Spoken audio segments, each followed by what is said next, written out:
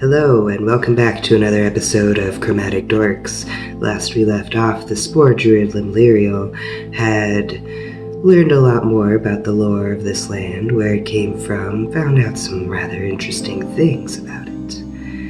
Then, they saved a moss cat, learned about the trouble in a nearby town, and are now traveling to help. Currently, they have just come upon a desert. Let's get started.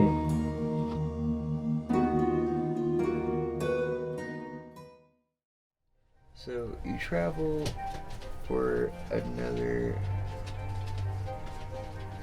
4 hours. Well, no, sorry, 2 hours. Okay?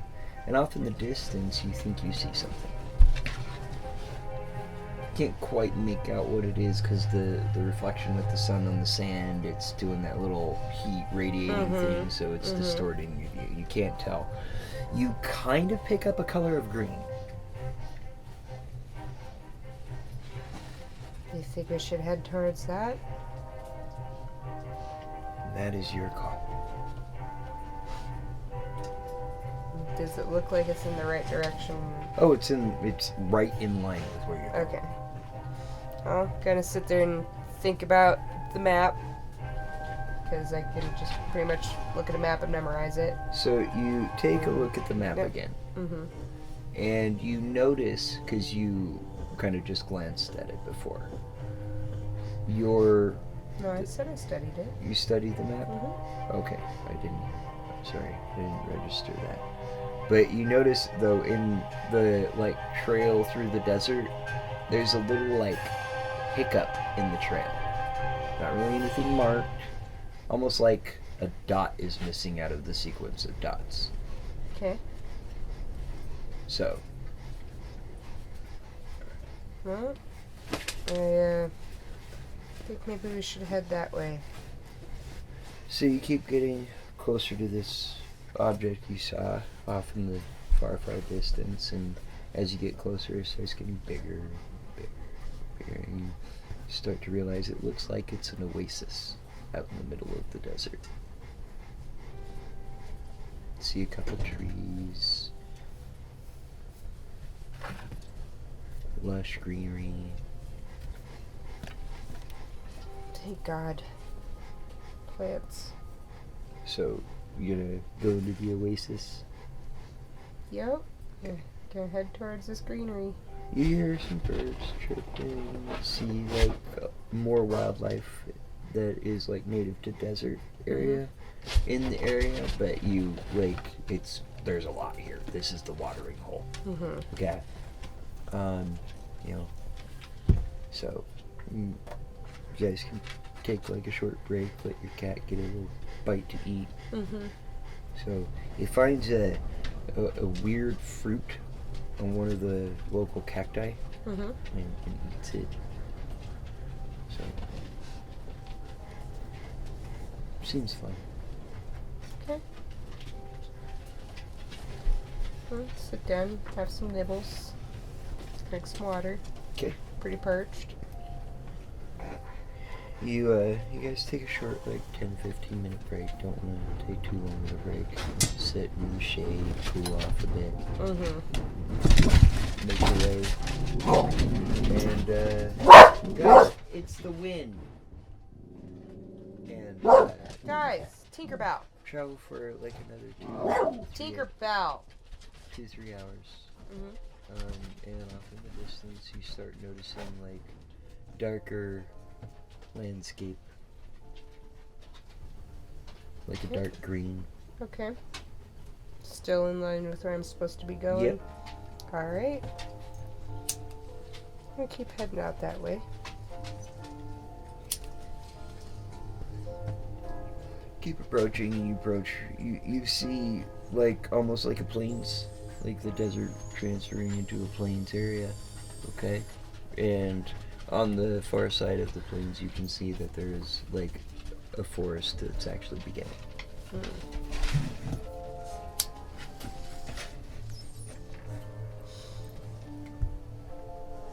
Does that look like it's probably somewhere where Kyo had indicated that the plants were... Yeah, from what you can tell, that's kind of the area he was talking about. Okay. Make a note of that. I'm not gonna go there right now. No, that's in line with where you gotta go. Oh, I'm supposed to go in that. Okay. Yeah, okay, that's gotcha. in line. Like you look at the map again, you realize, oh, I have to go right through there. Okay. Keep heading that direction. So, you get to the edge of the forest and you enter the forest. It's not as overgrown as the one that you came from. You know, a lot of light coming through, tall trees. Occasionally a really tall fucking mushroom. Like, really tall. Like, some are taller than the trees. Wow. And on the mushrooms, you notice, like, there's what looks to be like bugs flying around. Bugs? Yeah, flying around like up the stalk of the stem of the mushroom. Okay. Yeah, flying around. Looks like some of them are like going inside. Okay. Closer examination, you realize there's little tiny holes and stuff. Mm-hmm. So it's kind of like a tree, except it's a mushroom.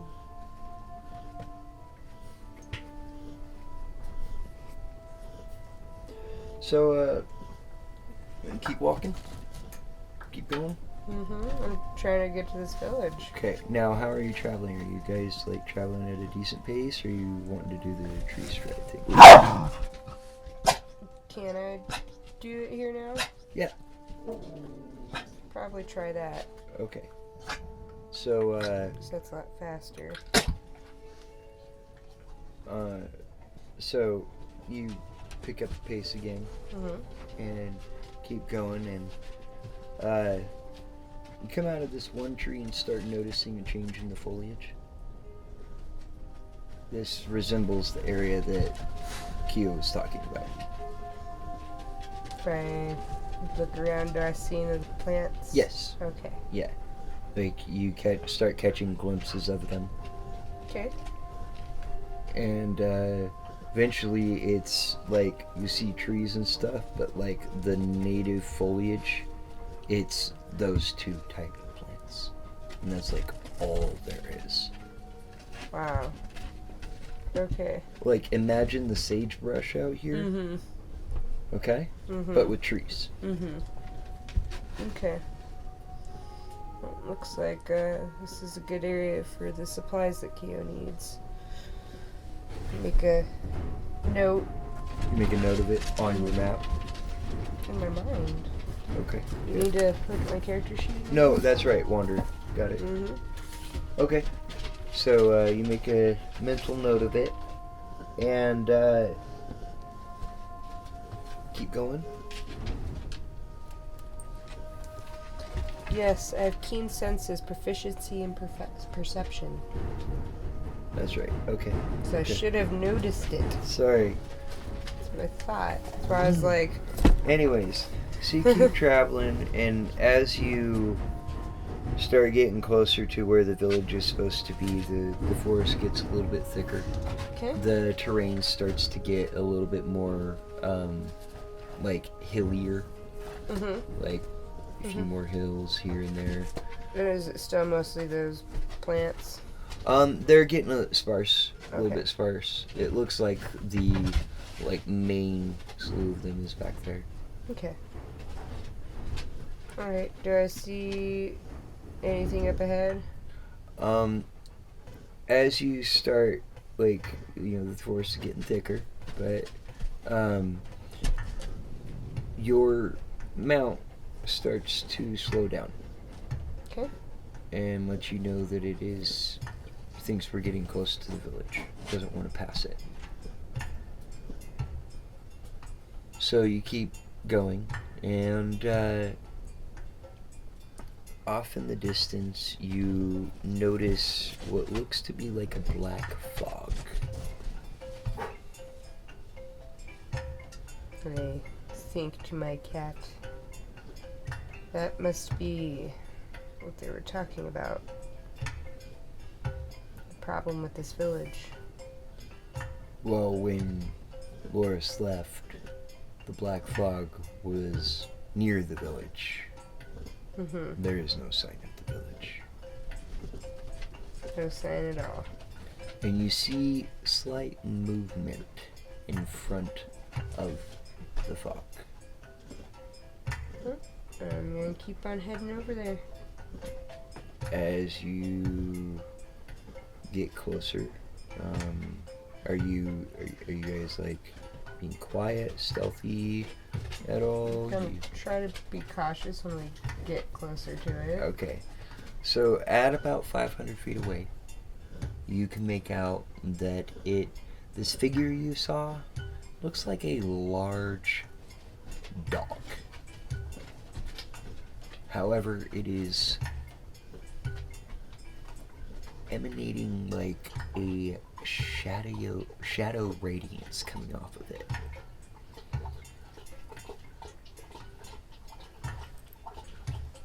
Oh, this is concerning. Should be careful.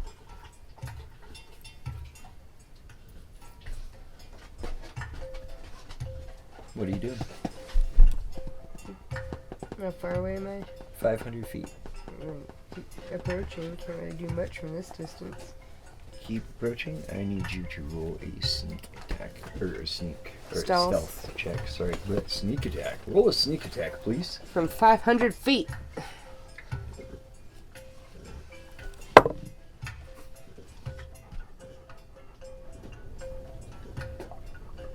22. 22. Okay, give me a sec. I gotta find it.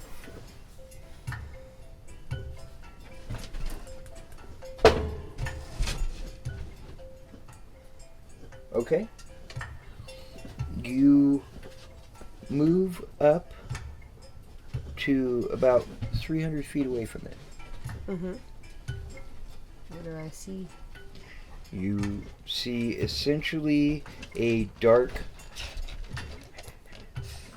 rather large dog, resembles a mastiff. Big scary dog. Yes, very long, looks very sharp claws. The mouth, the snout, you can kind of make out that you can see this row of teeth, and it's almost like it's missing its lips, and all are there is the teeth. Kind of shudder a little bit. Yeah, that's creepy as shit. And you can see now that you're closer that the body is almost looks like it's made out of shadow. That condensed shadow. Yeah. Like, roll a Arcana or History check, which is ever higher. I think your Arcana is.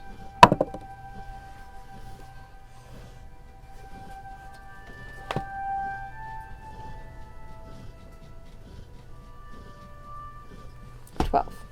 12.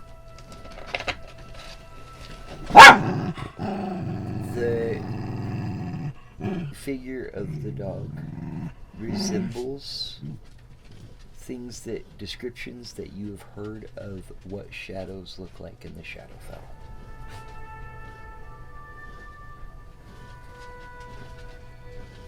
Okay. So I need to be really careful here because I don't really know what I'm dealing with. I don't know how much I can trust those random travelers' stories.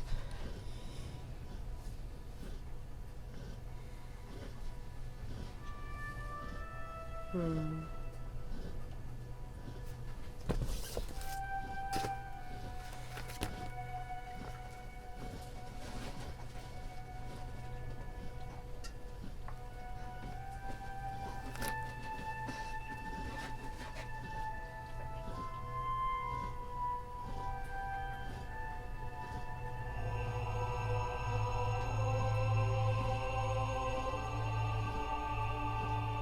Roll a stealth check. Stealth check. You already had me rolling. At 500 feet. Yeah, sure.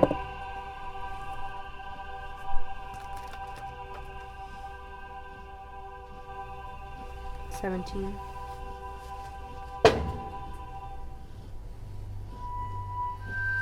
As you're looking intently at this beast, it starts to look in your direction and kind of focuses.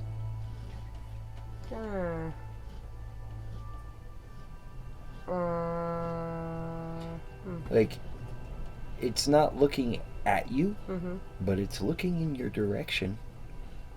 Almost like it gets a sense of something is out there.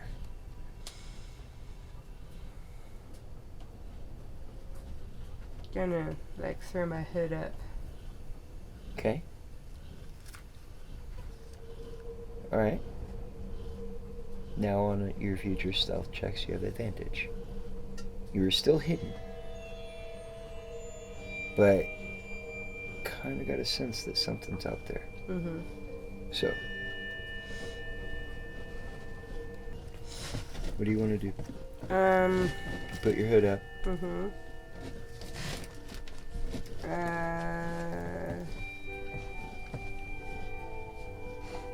I'm 300 feet away. Yep, roughly.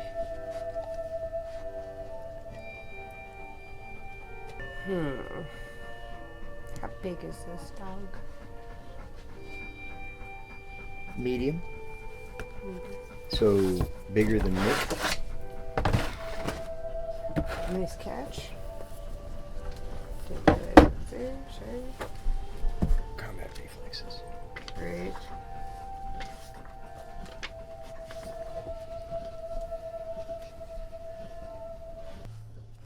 What do you want to do? Is there anything I can do from this distance? Didn't think Sneak so. up closer. Yeah? So you sneak up closer? You kind of wait till it stops looking in your area and get to move about another 100 feet. And it starts looking in your area again. Make a stealth check, this time with advantage.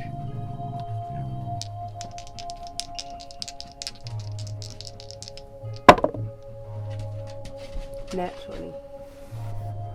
You blend in with your surroundings naturally.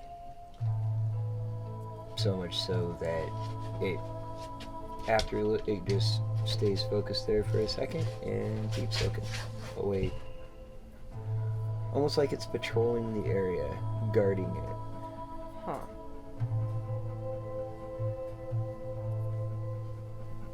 How far away am I? You're about 200 feet away. What do I see? You see black fog in front of you and a shadow-figured dog. Okay. I'm gonna keep approaching till I'm like closer to it. Okay. If I can't do anything from far away, then How close do you want to get to it? You stealth all the way up and you get to where you're about 100 feet away from the dog. Within at-lateral range. that is within that lateral range. They don't have any of the lateral stuff, so I don't. I know. I'm missing a lot of stats. Let so me look at, see if I can pull up one.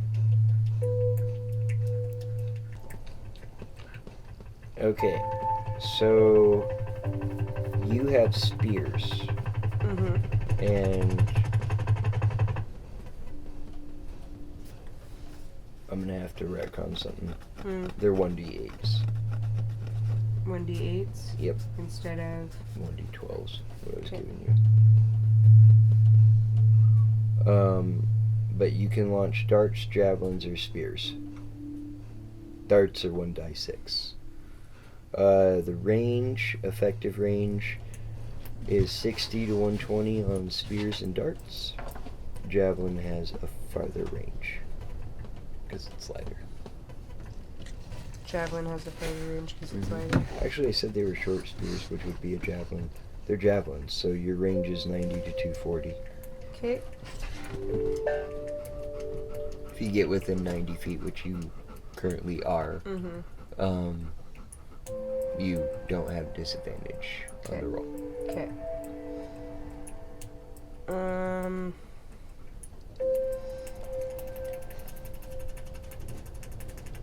And there's like no sign of a village, even from up this close. As you're closer now, you can make out that it looks like there's a road, like a trail that leads into the fog. Like almost like that's where a lot of travel has been. But no sign of a village.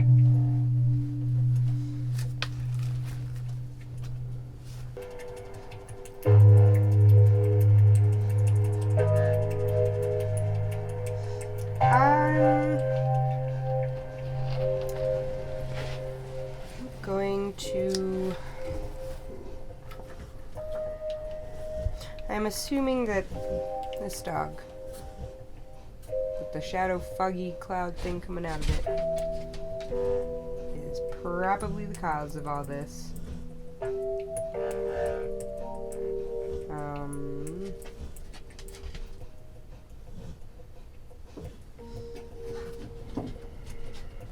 Why do all the things I want to do have to be close range?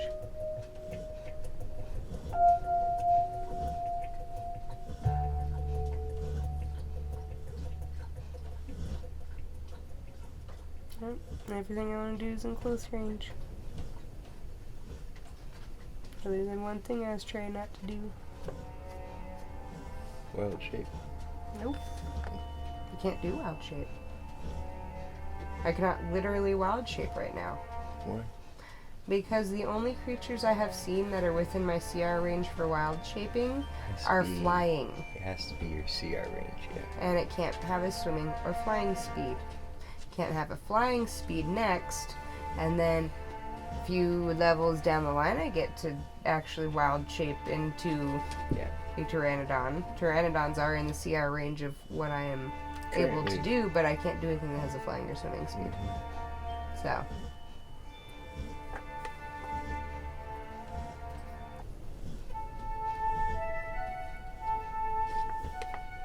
I was trying to avoid just fucking attacking it, but...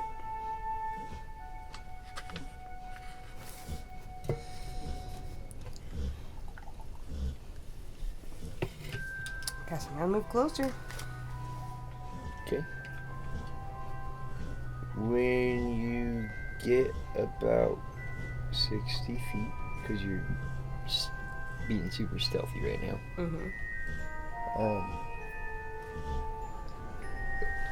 need you to make a stealth check. Advantage.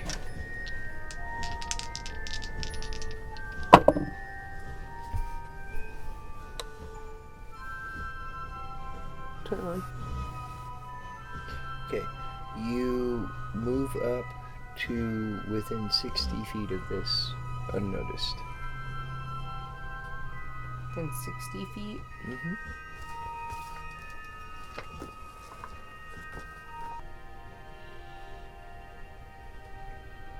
Yep, I'm gonna have to move up some more.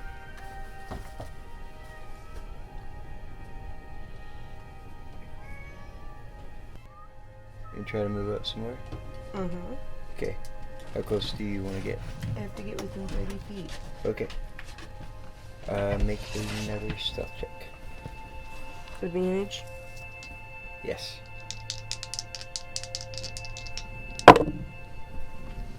Nat 20. You, again, blend into the wilderness around you and make it up to within 30 feet of your target. Alright. And... staying as hidden as possible. Going to, utter a few words and move my hand. And...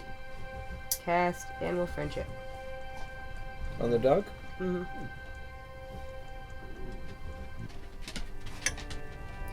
You see the magic wave over this dog, and it looks directly at you with no effect. Roll initiative.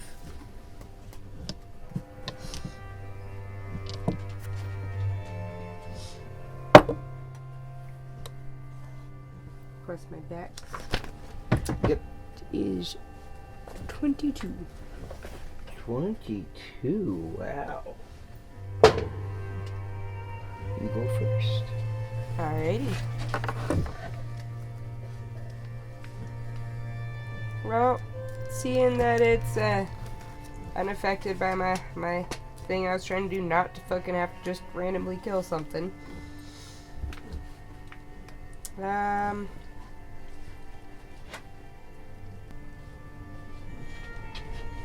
Can move my hands a different way, say a few different other words, and cast Chill Touch.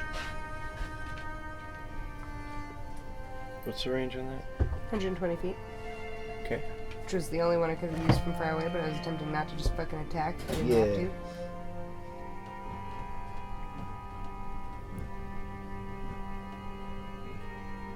Make a ranged spell attack. That is, what do I do for ranged spell attack? It's going to be your dex, or your spellcasting modifier, which is wisdom, plus your proficiency. Plus my proficiency. Yep. Okay.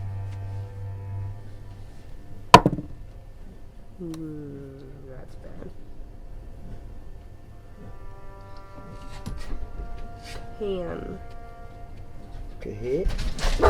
My wisdom plus my proficiency? Nice, shut up. You roll a 4? Yep. Ouch. Yep. So,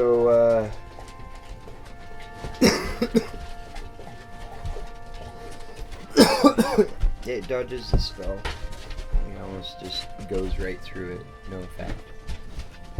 And it lets out this terrifying howl.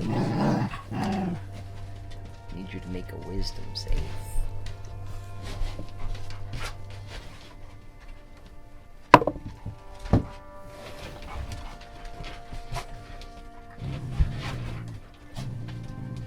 $15. It's you take the roll and then add the wisdom.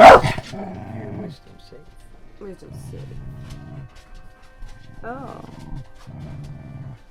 17. Ah. So you literally succeeded on your save, and this howl, yes, as terrifying as it sounds, just doesn't seem to really affect It doesn't be terrifying. Yep. And now it is your turn again.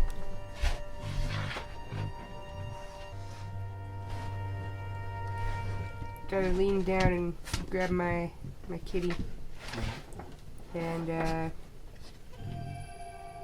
tell it to go at this dog and claw it. So you want to, on your turn, have your cat run up and claw it? Does it go before me? After me? I don't. It goes on your turn. Okay. So, kind of how Coda and Novak work.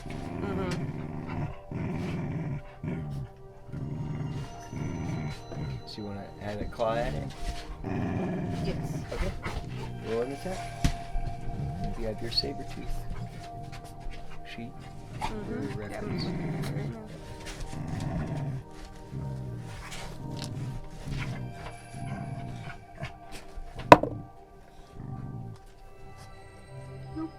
It just swipes and goes right through the dog. Is there anything you would like to do?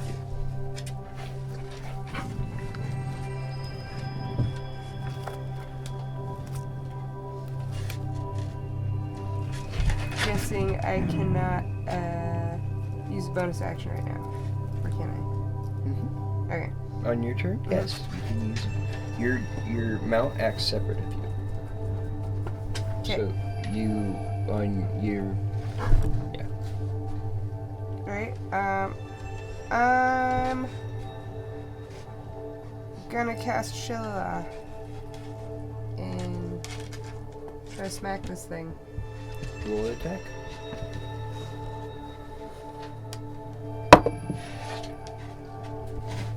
That's better. What'd you roll attack? The number is 18. Yeah, you hit. Yeah. So it's your quarterstaff damage. Mm-hmm.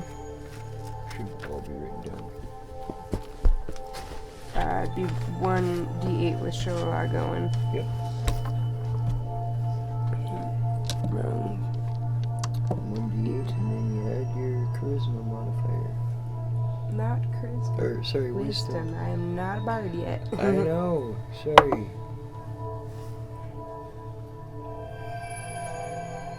7. 7 damage? Mm-hmm. Okay.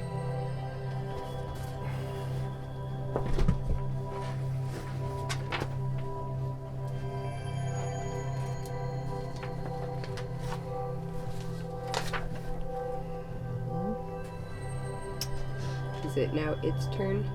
Mm-hmm. So, I'm going to use my reaction. Okay. Needs to make a con save, right? For your 4? Mm-hmm. Against my spell save DC, which is what? Oh, your spell save DC. That's gonna be your proficiency plus 8, so 10 plus your modifier. 14.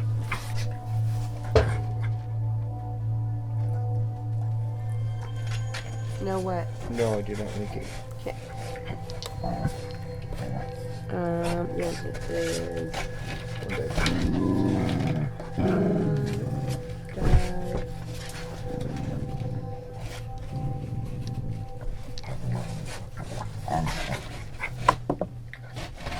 3. 3 damage. Mm-hmm. Okay.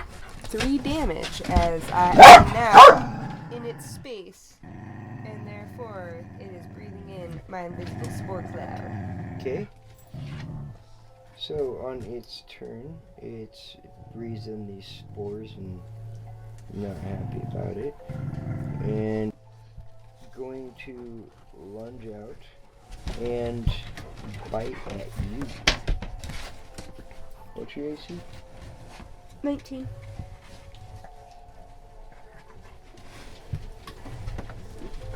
It misses. Kind of lean out of the way. Yeah, you dodge out of the way. Your cat kind of sees the attack and brings you back out of the way a little bit. Mm-hmm. And it is your turn. Alright.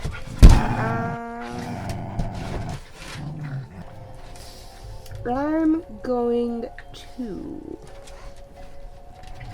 So I can have my cat attack, and then I can do something. Mm-hmm. Or you can have your cat give you advantage on your attack. Okay.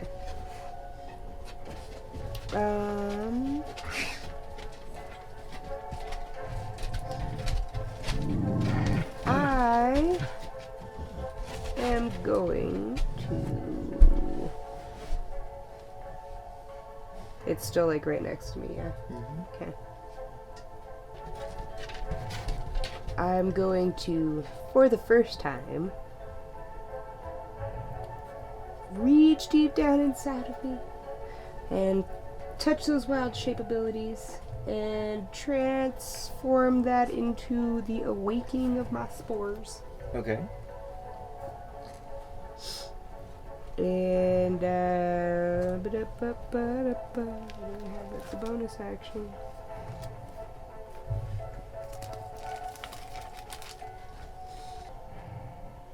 Flame bait's a bonus action. Flame blade. Yep.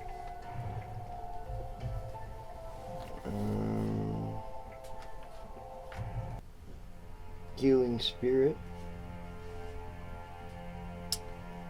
And that's it. And Shilla. Is Shilla con? Concentration? Mm-hmm. No. Okay. What's the duration on that? 1 minute. Okay. Alright. So I guess I'll, I'm gonna cast Flame Blade. Okay. Hold up my... probably left hand. Staff in your right? Mm-hmm. Okay. It usually is. I don't really have the time to switch it right now. Mm-hmm. So yeah, and that's a concentration spell. Mm-hmm.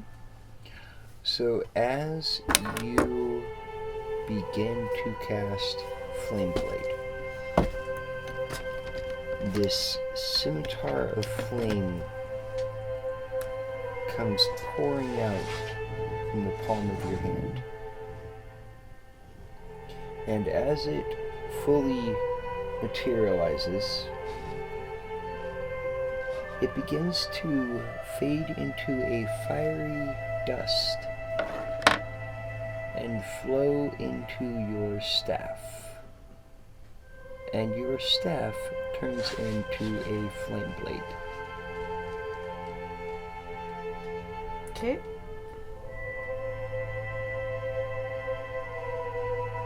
That is all I can do this turn. No, it's bonus action. You can attack. I used an action already. What action? Wild shape. Oh, wild shape, yeah. Okay. Now, you enhanced your spores, right? Yes. Okay. So it is his turn now. It is his turn. Did your cat want to do anything? You didn't go. True. You want to swipe at him again?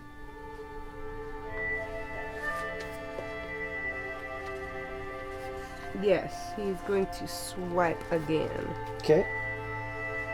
This does not count as my melee weapon attacks.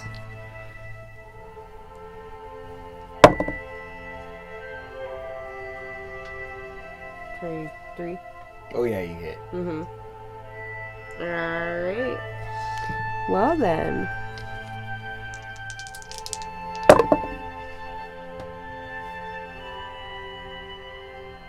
$15. 15 damage? Mm-hmm. Wow. Way to go, kitty. So, as your cat swipes through this shadow beast of a dog, the dog kind of yelps. Alright. Looks like you got him. Yep. And it is going to attack your cat. Alright, well first it is going to need to do some con saving. How much? Okay, just real quick, what's the spell save DC again? Yours is 14. Okay. So, when you say how many, what do you mean? Like, What did I need to beat? 14. Okay, well I didn't beat it. Alright. Roll a 13.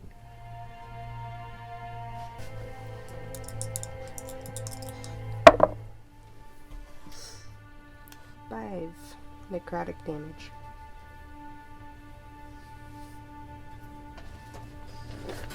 Okay.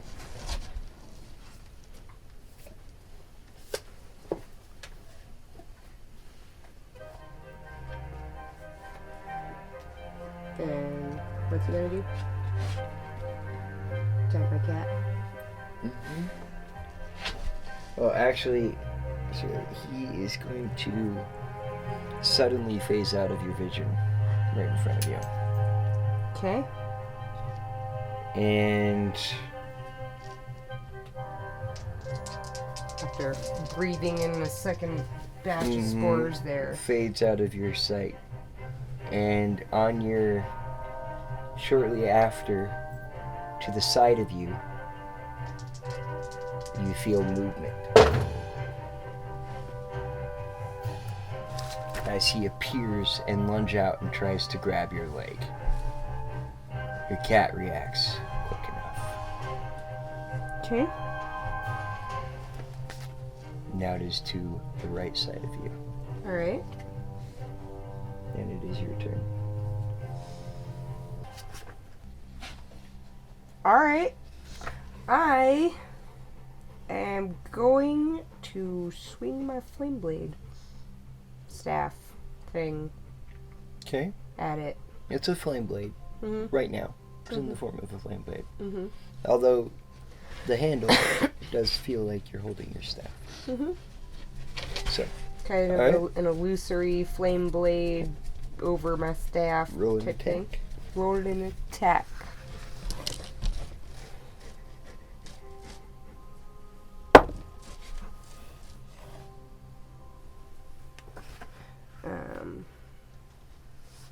So that is. I rolled the 20. Do I just add the 6 for the attack bonus? Alright. 17. You hit. Alright. Cool. So. Dear Lord. I do still have Shalala going. Mm-hmm. Doesn't. Let me read Shula. Oh, yeah. You can totally use your skill. Is that what you're trying to do? Use your spellcasting ability? No. What were you trying to do? The damage die. Changes to a d8. Oh. Yeah. Mm-hmm. And. You put my flame blade in my staff, so. Uh-huh. What other one do I want to use for this fucking roll here?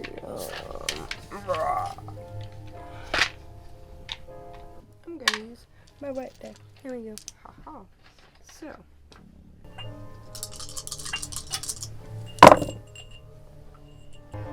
So it is gonna take 11 fire damage and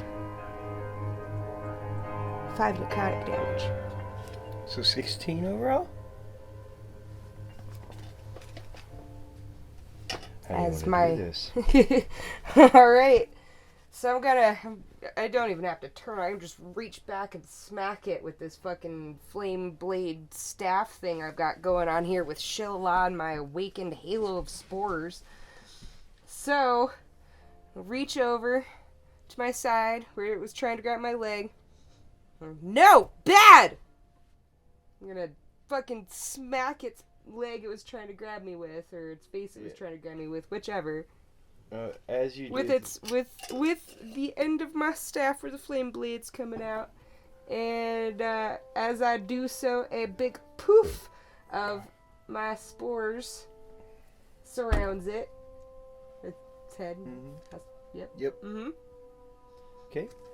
And it lets out a yelp, falls to the ground, and fades. The body actually fades back into the black fog.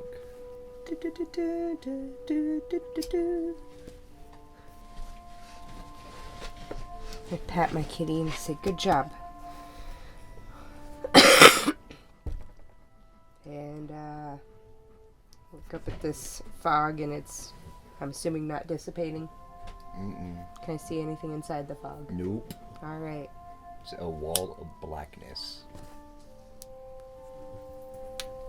Well, I came here on a mission, and by God, I'm gonna finish that mission. So, if I can.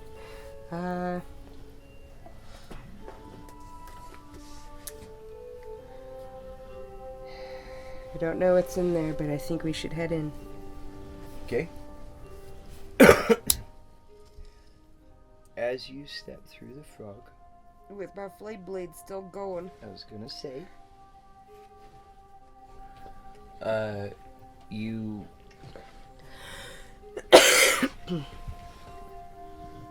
make an Arcana check.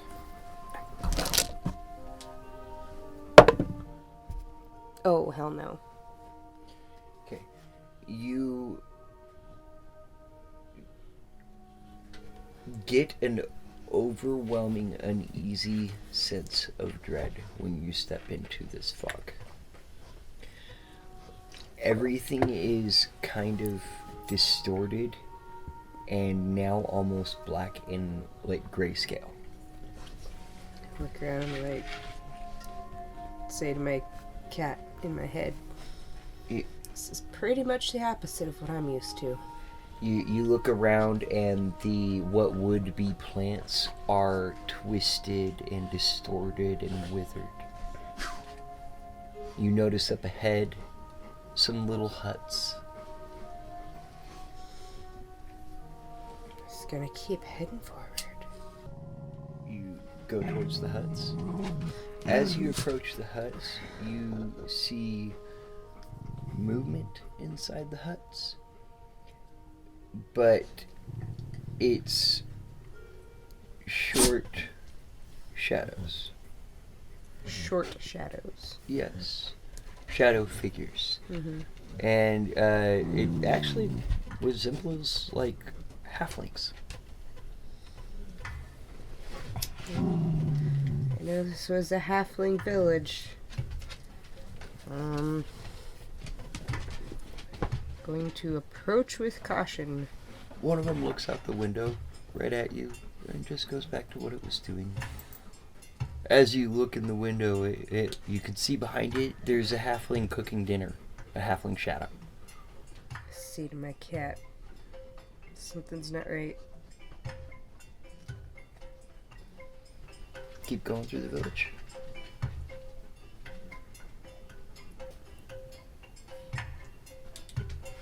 And by the way, these are kind of like little like burrow homes. Like hobbit holes. Hobbit. Yeah, they're kind of like hobbit holes. Little less tunnely than hobbit holes. Yeah. Okay. Guess it's not in here. What are you looking for? Wording wind. Oh no, that's totally on the app. There's. It is in Xanathars. Yeah. Okay. Anyways, right there. Want to see if it'll dissipate the fog. What is the air like here? Muggy, heavy. You can still breathe. Mm-hmm. But What was the air like outside the black spot? right outside, Mm-hmm. it started getting a little bit muggier, but like still scent of forest. Is there like airflow? In here? No, outside. Oh yeah, there was airflow.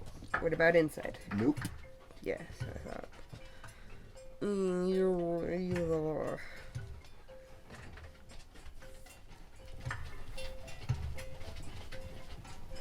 You're in the village now? Mm-hmm. Make another Arcana check, please. What is your Arcana?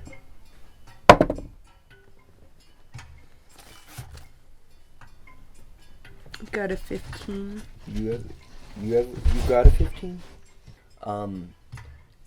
As you've been in this fog for a while, you start recalling this is descriptions that you've read about of the plane known as Shadowfell. And you realize that you feel the descriptions that you have heard of what it is like to be in the Shadowfell.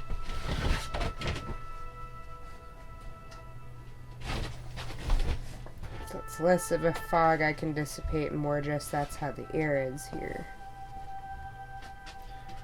With your knowledge of Arcana and stuff like that, it almost seems like the Shadowfell is bleeding into your realm. Alright. Well, gonna go in here and try to investigate what's up with these huts and these people. Okay. They ignore you. Like, they'll look at you, But they don't speak, they don't say anything, they just go about their day. They're not speaking to each other? You can't tell. They maybe look like they're talking, because they'll look at each other for a moment, and then go back to what they were doing.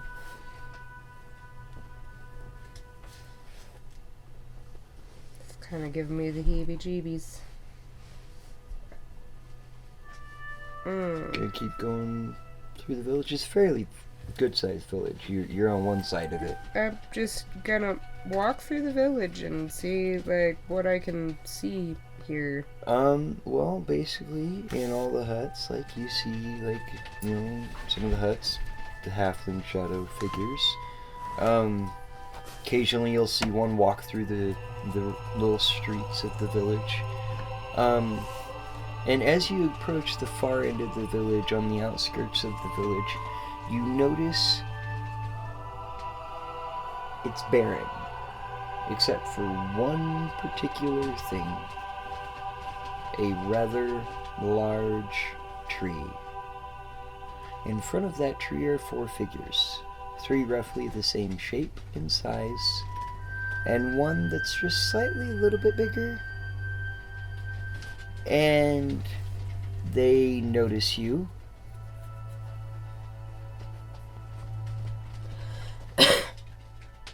And you see the rather large one lift up a mask, and it looks dark green. Put it on and walk through the tree. You see the one that is dressed a little bit differently than the other 2, and he looked like before that bigger one left that he acknowledged him and said okay, and they turned to you. You are currently about 100 feet away. You will need to roll initiative when we get back inside. Yep. Alright, so these guys are coming at me. They are turning and looking at you, yes. Okay, how far away am I? You are about 100 feet away from them. About 100 feet away from them. Are there any plants? Nope. Nope. Just a tree. Just the tree over there. There's Is there a tree by me? Nope. No. It is just the tree that is behind them, that is withered and large and black and emitting a shadowy aura. Alright. Well, I think I'm gonna cast Chill Touch again. On which one?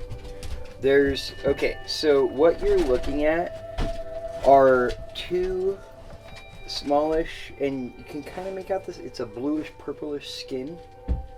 They're bald on the top, they have a wide flat nose, very long arms, but short stubby legs.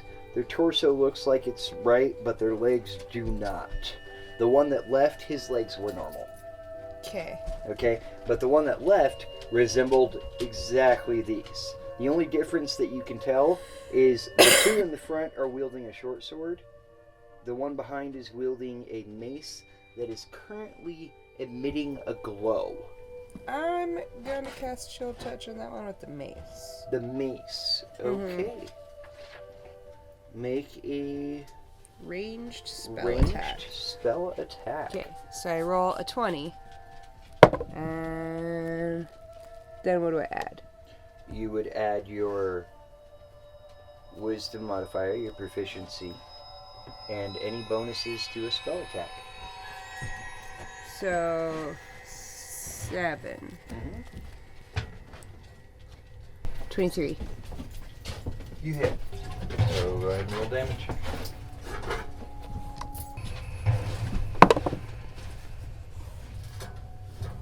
Lame. Huh? Lame. 5 damage? No. 1. One damage, and it can't regain hit points until the start of my next turn, and the hand is clinging to the target. And it's what? Clinging to the target. Okay. And making it so it can't regain hit points. Gotcha. Okay, that makes sense. Okay. Well, they are gonna charge towards you. It's also the cat still Oh yeah, goes you after have me. your movement. So it has a speed of 40 feet. So it can either move 40 feet up and do an action, or it can move 80 feet up as a dash action. We're like 100 feet apart. I guess I'm gonna dash. You're gonna dash? Mm-hmm. 80 feet up? Mm-hmm. Okay, you are 20 feet away from these guys now. And it is their turn. Mm-hmm. The two in front are going to use a sling and fling some stuff at you.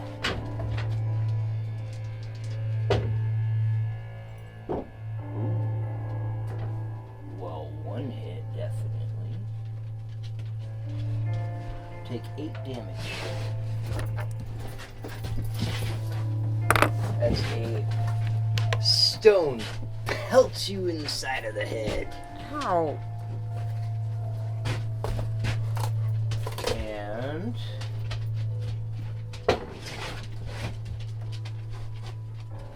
the one in the back casts a spell.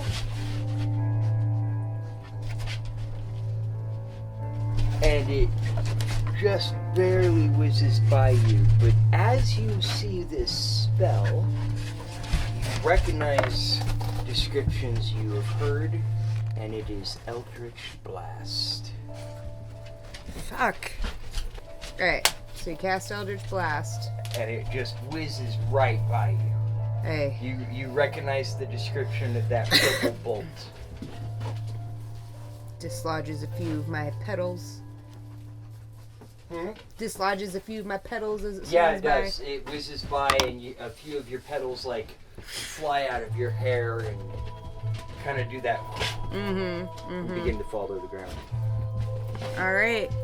Well, I'm going to say to my cat, I want you to pounce on the one with the mace. Okay. So, I know it has an ability. What is it exactly? If the tiger moves at least 20 feet straight towards a creature and then hits it with a claw attack on the same turn, that target must succeed on a DC 14 strength saving throw or be knocked prone. Okay. So your cat just begins to charge and lunges through past these two that slung rocks at you and just swipes. Roll attack.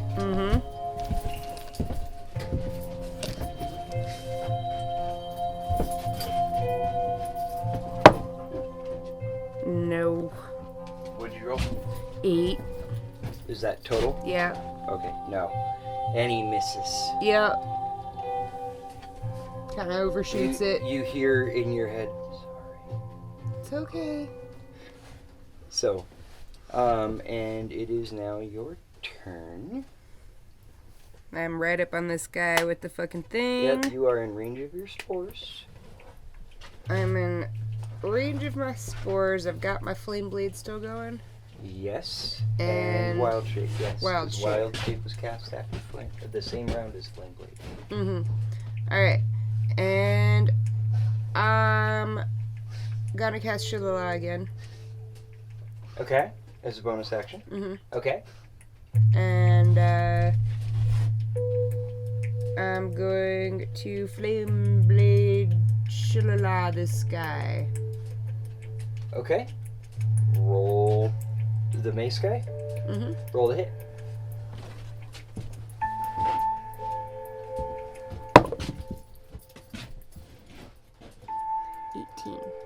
And you hit. Alright. Roll damage.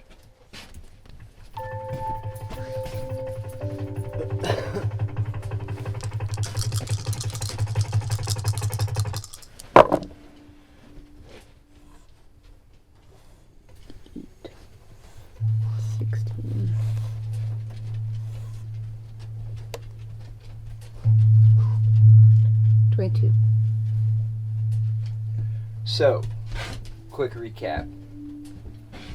Your cat charged, lunged, swiped. As it was in mid-charge, you cast Shillelagh. Your staff still in the shape of a flame blade. And as you're doing this and casting Shillelagh on your staff, you notice that there is actually a wooden blade that is on fire that your staff has formed into. Mm-hmm. Not just a magical flame blade. Okay. And your cat misses, but you come down with a furious swing at this one with the mace and cut through his arm, dropping the mace on the ground and into his torso. Shit. He falls to the ground in 2 pieces. Well, technically 3, because you cut his arm off. Wow. And you begin to notice My the cat lands and turns around. you begin Anybody to else want a piece of this? As the arm hits the ground, you notice a slight flicker in the glowingness of the mace. And it's still glowing, but not quite as bright. Okay.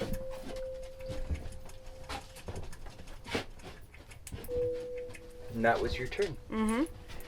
You are now right between these 2 guys. Be like right on either side of me? Yep, and they are flanking you. Cool. They both need to make some saves here. Con saves.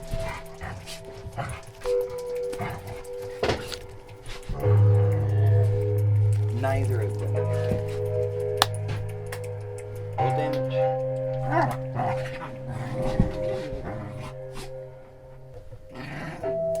I should roll for each one, right? Mm-hmm. Yeah. Alright, so one got 5, Okay. and the other one got 5. So, both of these little blue creatures, bluish, purplish creatures,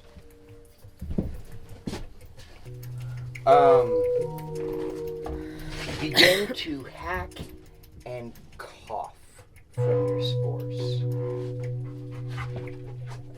and fall to the ground and die. Just kind of chuckle. And you take a moment to realize the corpse in front of you and the 2 behind you, and beginning to get a sense of just how powerful of a being you are. Alright. I kind of smile at this realization, and a little rush of adrenaline going here doesn't help damper that at all. And I'm gonna turn and I'm gonna look at this fucking mace that's glowing. Okay. It's currently held in a, forearm piece and hand of the creature just holding it.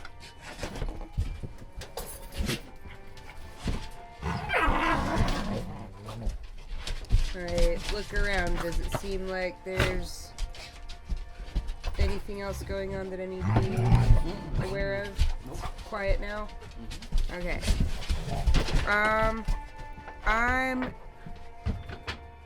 gonna cast Identify on this mace, which I assume is a touch thing. Okay. Real quick, I forgot to mention, as the one that you cut in half fell to the ground. Oh, sorry, I forgot. Something very important. I failed you, Lord Raxivort. Yeah, that is kind of a big thing. Sorry, dogs, food. Yep. Yeah, that's how I was gonna spell it. Guys, enough! So you Alright. cast Identify on this mace?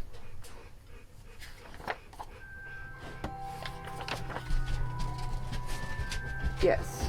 When you touch the mace, It's a ritual. yeah, but you get one free cast of it. Okay, that's right. So when you touch the mace and begin to identify it over a minute, you close your eyes, try to get a sense of things, and you start seeing the Lifelight. But it looks a little bit different. It looks corrupted. Purplish in color. Ooh. And you see that there is a thread going from the tip of the mace to the tree.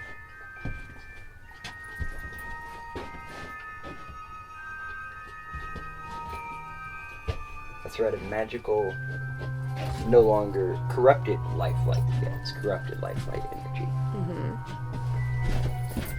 What else do I actually learn about it?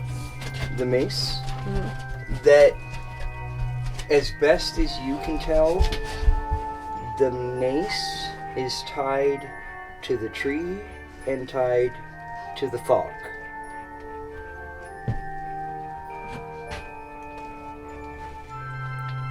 Okay. Almost like it is a magical focus to keep the fog going and spreading. Alright.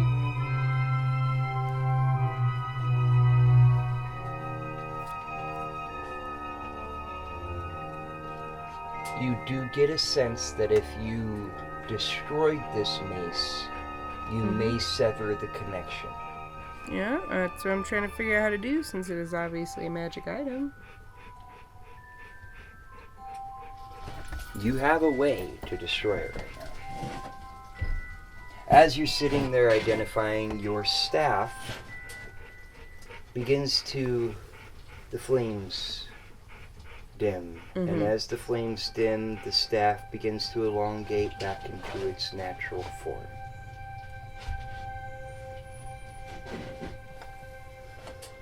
Alright. I think I'm gonna take my staff and try to smack this mace. So you set the mace down, take your staff and try to hit the mace, and at first nothing happens. You lift the staff up and the mace is stuck to the staff, and as you examine closer, the staff is starting to wrap around the mace. However, it's much slower than what you've witnessed before. Almost like your staff is struggling. A moment of time passes and you notice that the mace is no longer getting eaten by your staff. The staff has stopped coiling it and it is starting to now go back. So let go of it. Okay. I guess I'm just gonna will it to let go of it then.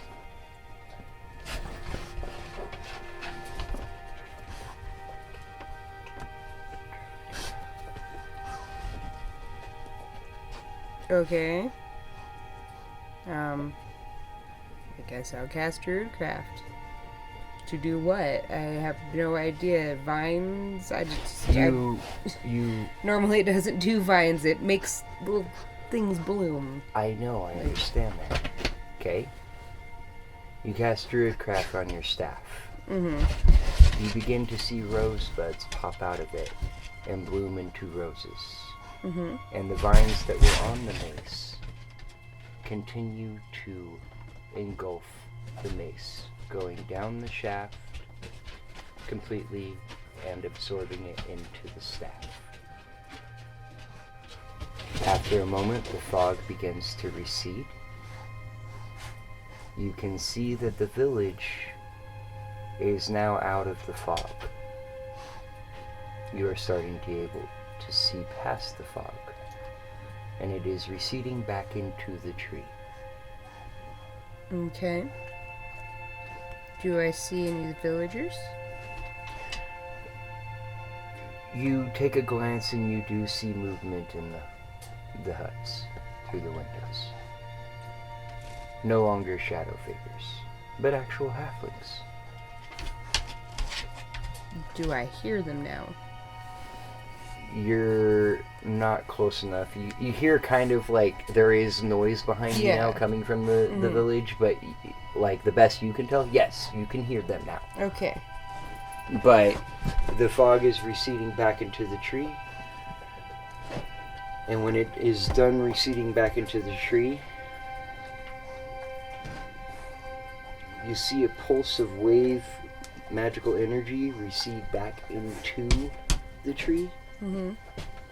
And the tree is still standing there, dark, corrupted, and withered. I'm gonna head over to this tree and I want to take a look at it.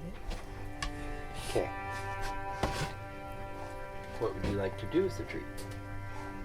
It is a very tall, very eerie looking, almost like the tree from Harry Potter. Mm-hmm. Or not, yeah, Harry Potter. The Weeping Willow? Huh? The Weeping Willow? Yes. I guess I'm gonna touch it. You touch the tree? Mm-hmm. Nothing happens, but you do get a sense of dread. That there is some very dark and evil magic that you have never heard of. But you get the sense that it is something that no one knows of, as far as you can tell.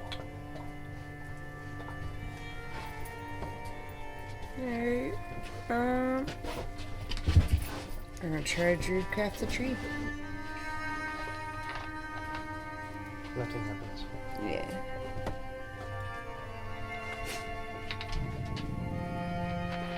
Like it's almost as if it's protected by a magical barrier. The magic goes out and hits a barrier and... Okay. Well, first I'm gonna go back over to the guys I just killed. Okay. Cast Decompose. Decompose? Mm-hmm. You cast this, their moss starts growing up of now grass that's there. And covers the bodies. They start to decompose, and when the moss disappears and all that, what's left is just the items they were carrying. Look at what's left behind. Well, there's obviously a couple slings they had. There are a couple short swords designed for a smaller race. To you, they look like almost daggers. And not really much of anything else. Well, I'm gonna gather up what they left behind, I guess. There is a scimitar on the warlock, but that's it. They're all wearing, well, the two are wearing leather armor. The warlock was wearing nothing. Alright, well, I'm gonna gather all that stuff up. Okay. You are now encumbered. I say there's no way I'm encumbered. I know. So anyways, yeah, so you're standing there at the street. A moment later, you notice that there's someone walking towards you from the village. Looks to be like a little bit older of a halfling. Okay. It's a male halfling. Wait for them to Approach. get closer, yeah. They approach you. I don't know who you are, but I owe you a thanks. I I heard what was going on here and that you needed some help. Someone named Loris came to the village I was at. Loris, yes, that's my daughter. Oh. Well, I'm sure she'll be very happy to hear you're okay now. She came into the village I was at and nobody there could help, so I came to see what I could do. I didn't get much information from her. When did this start happening? A few days ago, this tree appeared overnight. About 3 days ago? Yeah.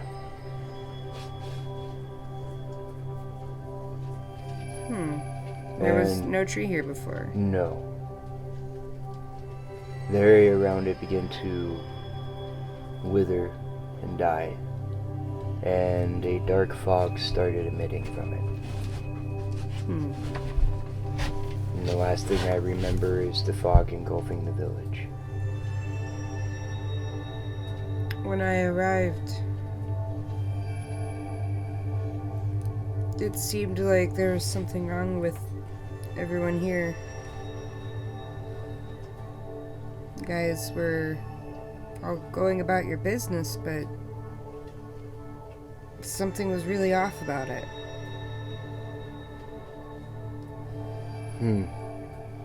It's almost like you were puppets in a play.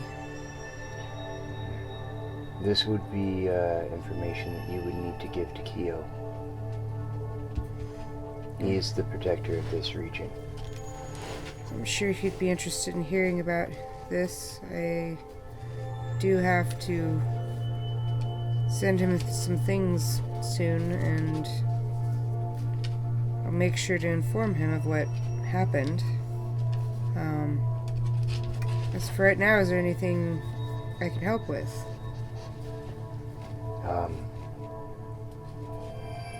Nothing that I can think of. It seems like everybody's okay.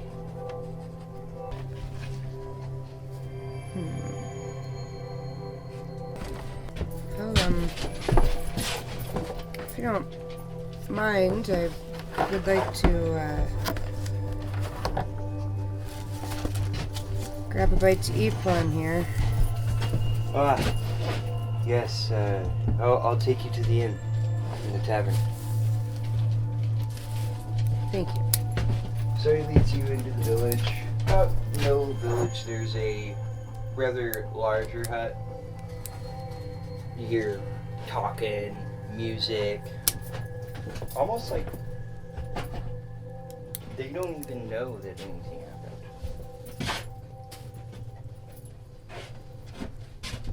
What you gathered from Rorik is their last memory was the fog encroaching on the village. Is this guy Rorik? Because Yeah, by the way, I meant to introduce him as Rorik. You didn't ask his name. not yet. Yeah. So he leads you into the tavern.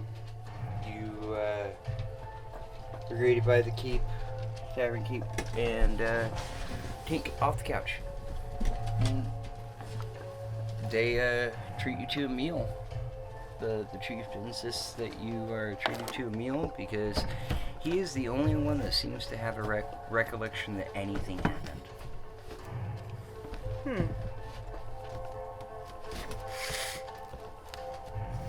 Let's sit down and enjoy my meal, and assuming my cat is in small form.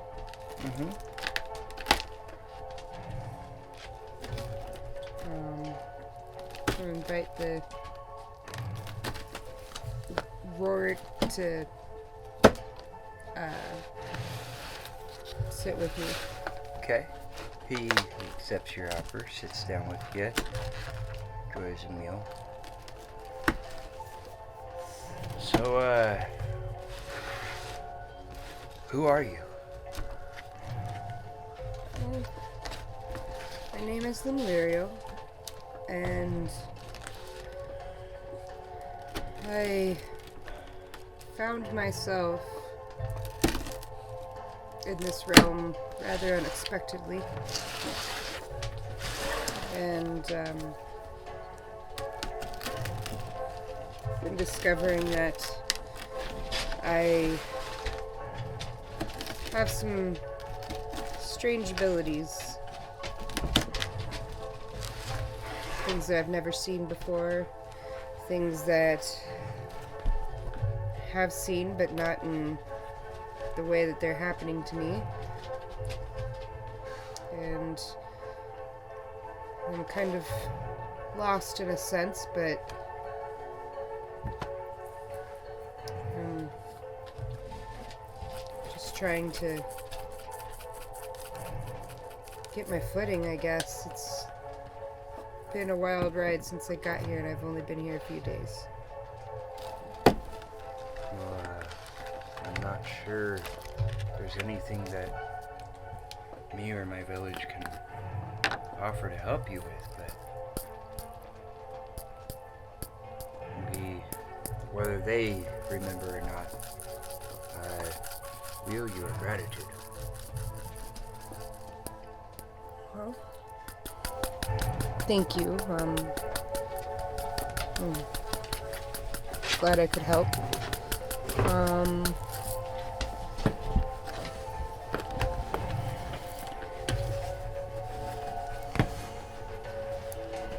What's going on here is rather unsettling to me.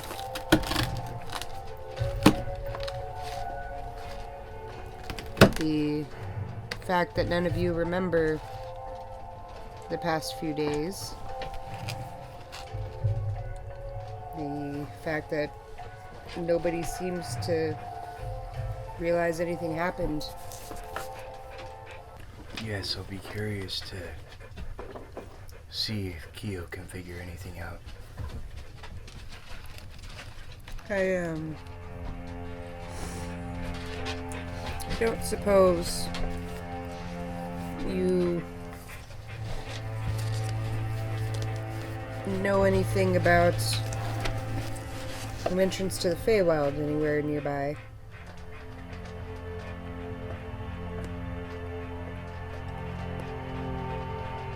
What's that? That's where I come from. Well, considering that I don't know what that is, my guess would be no. Yeah. Don't expect many people to have knowledge of where I come from. Yeah. I mean, at best, it's kind of a mystery as to how to get there for most people.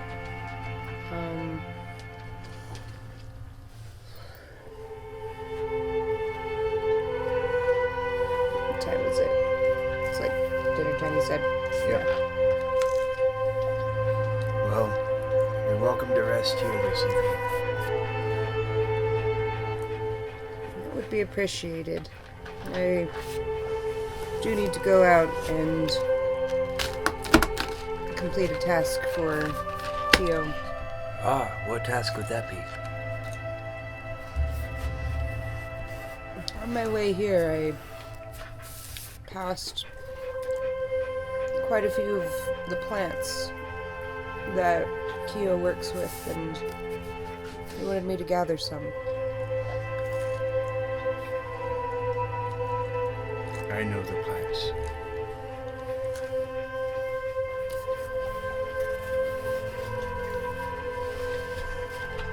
Well, you said it was on the way here, which it is. So, tomorrow, I guess, when you leave, you can,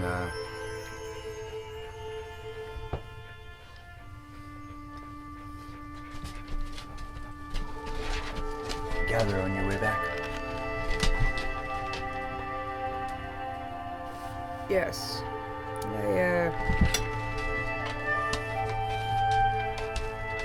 What used to grow here before the tree appeared?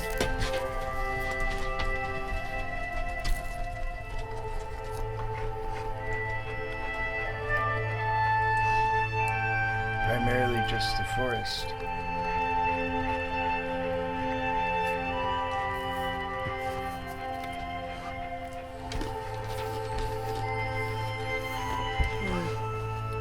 There's still a forest. As the fog receded back, I thought I made that clear that the foliage appeared again. Oh, it all just sprang back? It appeared in its original form. Okay.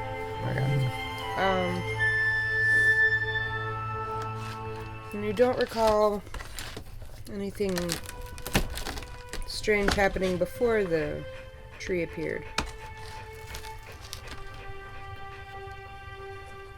No, it just was there. One night we went to sleep, woke up the next day, and it was right outside the village. No strangers passing through town recently? None that I can recall.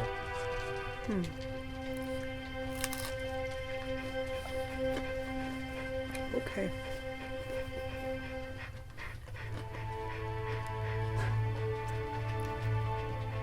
Well, thank you for the food and the room.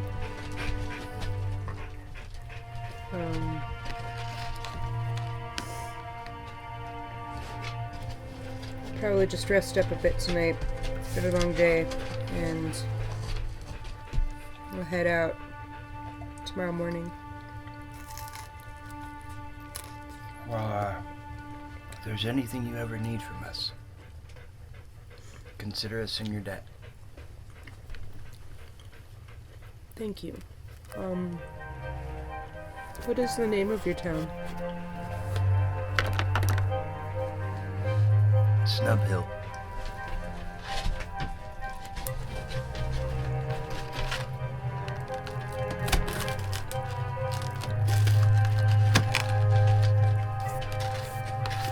If you don't mind me asking,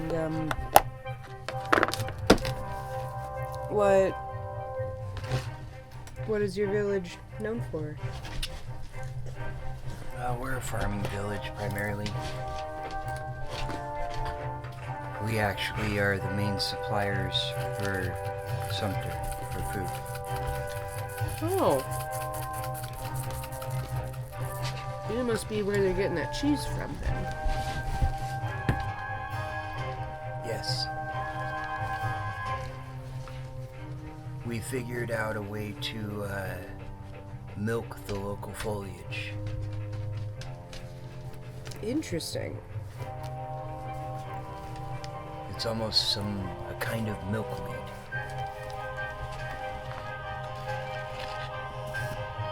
I had been wondering where the cheese was coming from. Would you mind pointing out which plant it is that you milk? Yes. Let's step outside a moment. Alright. Oh yeah. Finish up my meal. Down my drink. And you step outside the tavern, and he points to a planter right under a window. And you see this, it almost looks like a cattail. Okay. Okay. And he reaches over and grabs the bushel and the cattail and squeezes it. And this white, creamy liquid starts oozing out of it. I want to get some on my finger and taste it.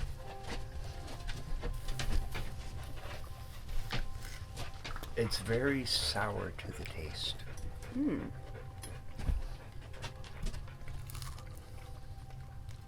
And almost has leaves a very pungent odor in your mouth. Kind of like yak milk, then. Goat milk. Yak milk's like goat milk on steroids. Alright. Well, now I know how to keep an eye out for this. Yeah, give me a second.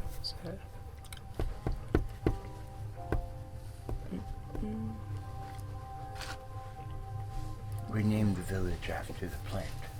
It's called the snugweed.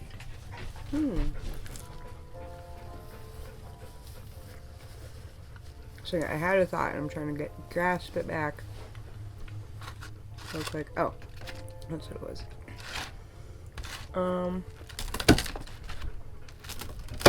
gonna close my eyes and look around at some of the people.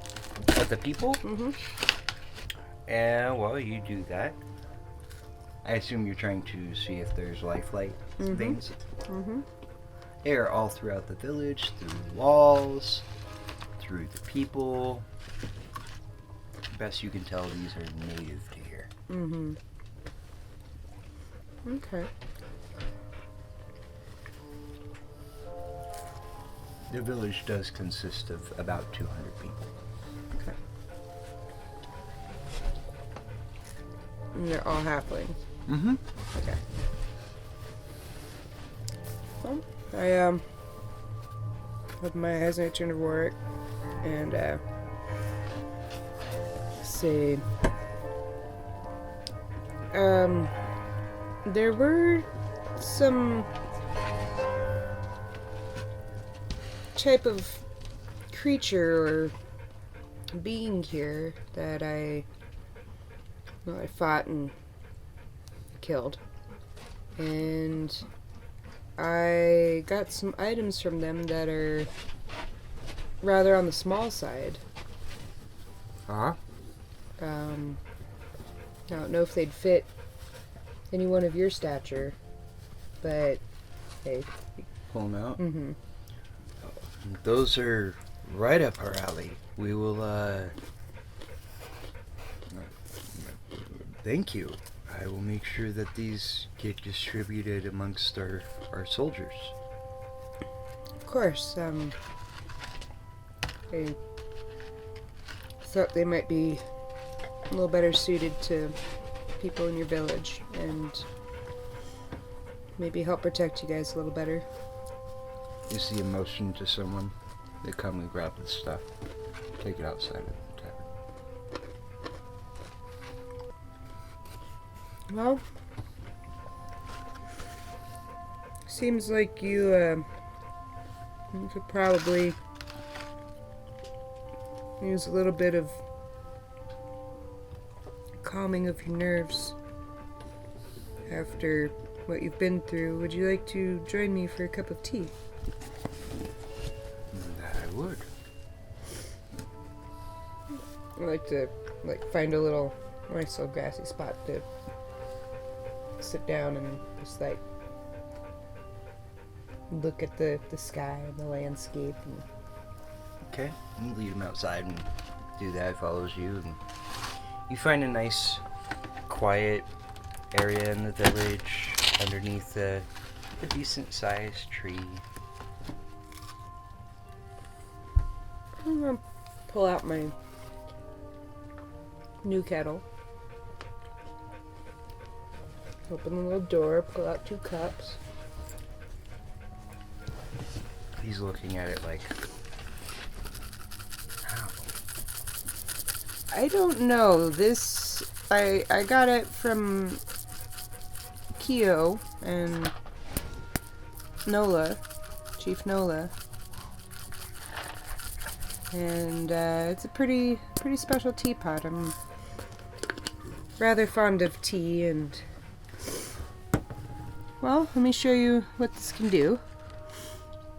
I open the lid, I pull out my flask, I pour some water from the flask into the pot. Begins steaming as soon as it enters the pot. Reach in one of my side pouches and pull out some of my rose petals. Let them steep.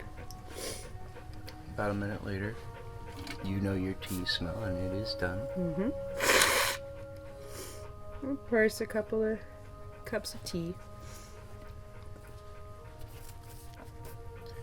He takes a sip and gets a smirk on his face.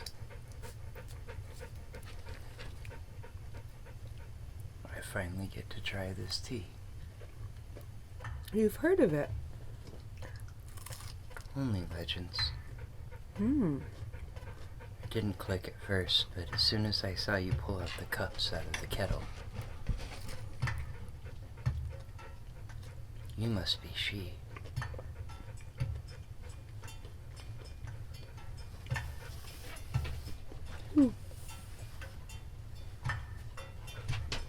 Our creator. So I've been told. What legends?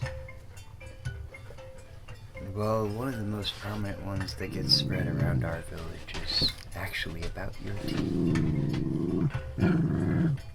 Kind of chuckle a little. What about it? How good it is. It is some of my favorite. Well, I'm sure you've noticed I kind of leave a trail of these everywhere I go. You're free to have any that you find laying about, but I'll hand him the rest of the little bag I've got. Thank you.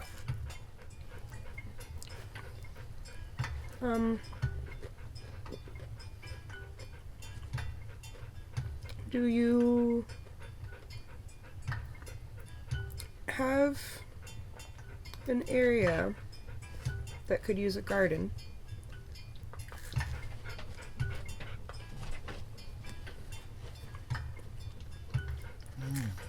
What kind of garden? Oh, roses.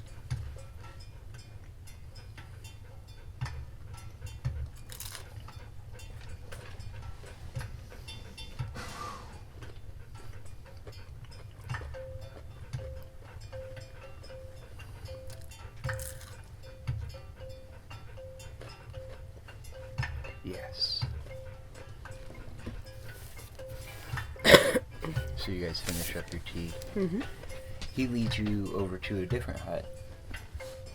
His hut. Takes you out back. And behind this hut is actually a little pond. You see some fish swimming through it. And he points out an area. It's like, how about over there? Look around. This is lovely. This is perfect. Give me a minute. And I look up at the top of my staff. And kind of will it to bloom some of the buds that it's usually got hanging around on it. And will them to go to seed. Take a moment. Focus. Feel the magic energy starting to rise within you and flow up through the staff as if it's connected to you, part of you. And a single bud blooms. And you see it sprout up the little things and goes to seed. Presents you with a small little tiny handful of rose seeds.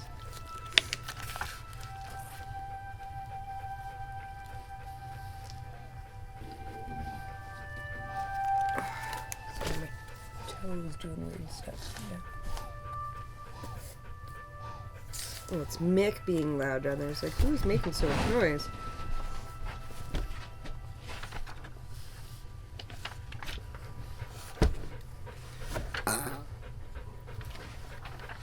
Oh, ow, what? Why? Alright. I'm gonna hold this little handful of seeds. And you walk around this area, poke a little hole, stick a seed in there, cover it up, so I get all the seeds planted. And walk back along where I just walked and cast Druidcraft. As you do this, little tiny plant breaks through the soil in each spot.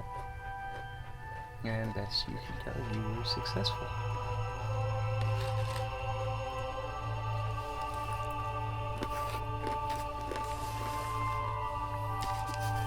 Turn to work and say, well, hopefully now we can have some more of this tea later. Greatly appreciate it.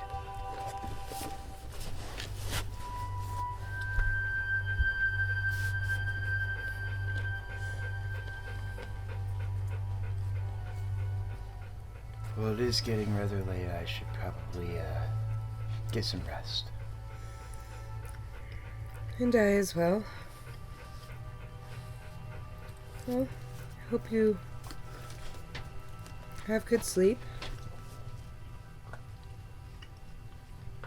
You as well. He leads you to the front door of his hut and shows you the way out and shuts the door behind you. You gonna head back to the inn and meditate for the evening? Mm-hmm. So, that night when you meditate, going in your meditative state, you are hit by a very uneasy vision. You see the world that you are on, the world you've created. And on each continent, you slowly see it begin to get engulfed by blackness.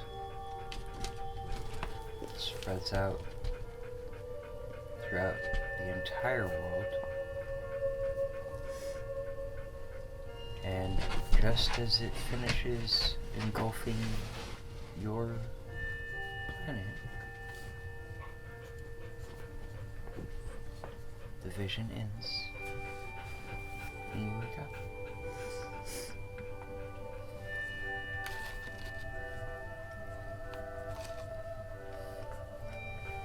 Now, early morning the following day,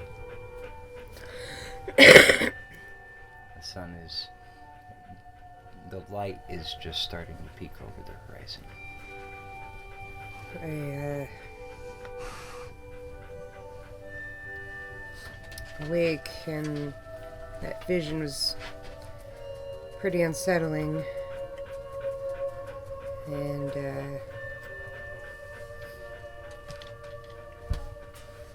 kind of groggy getting out of bed. Okay. Because of it. The village is quiet.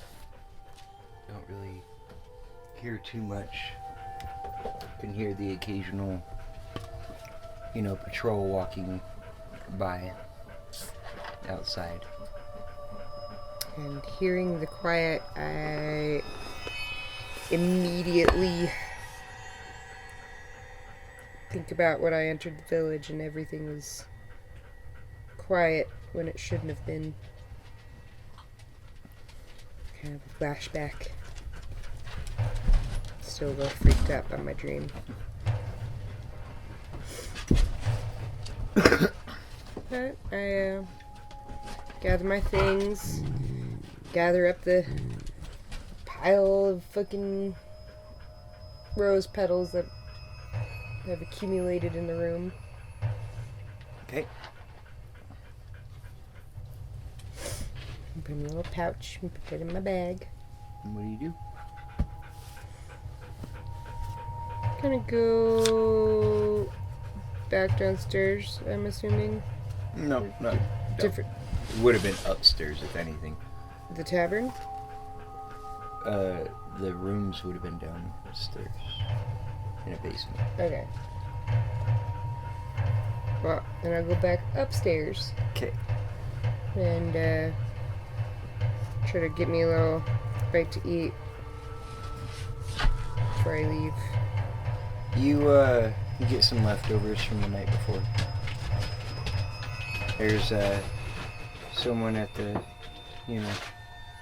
managing the tavern, but it is only one person, not the person you recognize from the night before.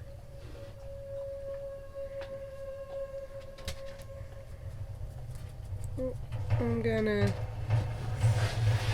try to nibble on this food here. It's kind of hard, but I know I'm heading out for the day, and I probably need some energies. Kind of just mindlessly trying to calm myself down. Okay. And look around. Does anything seem out of the ordinary? Nope. No? Just seems like most of the village is still asleep.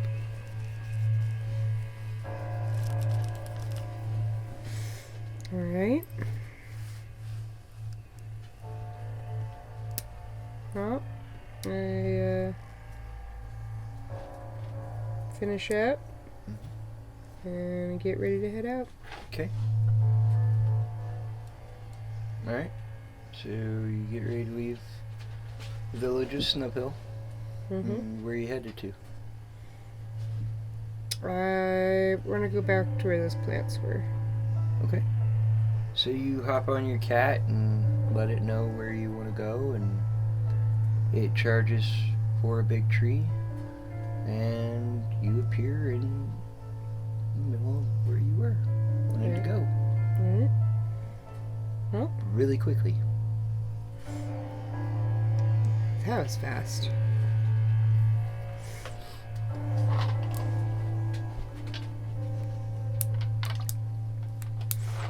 You want to gather some? Yeah, gonna dismount.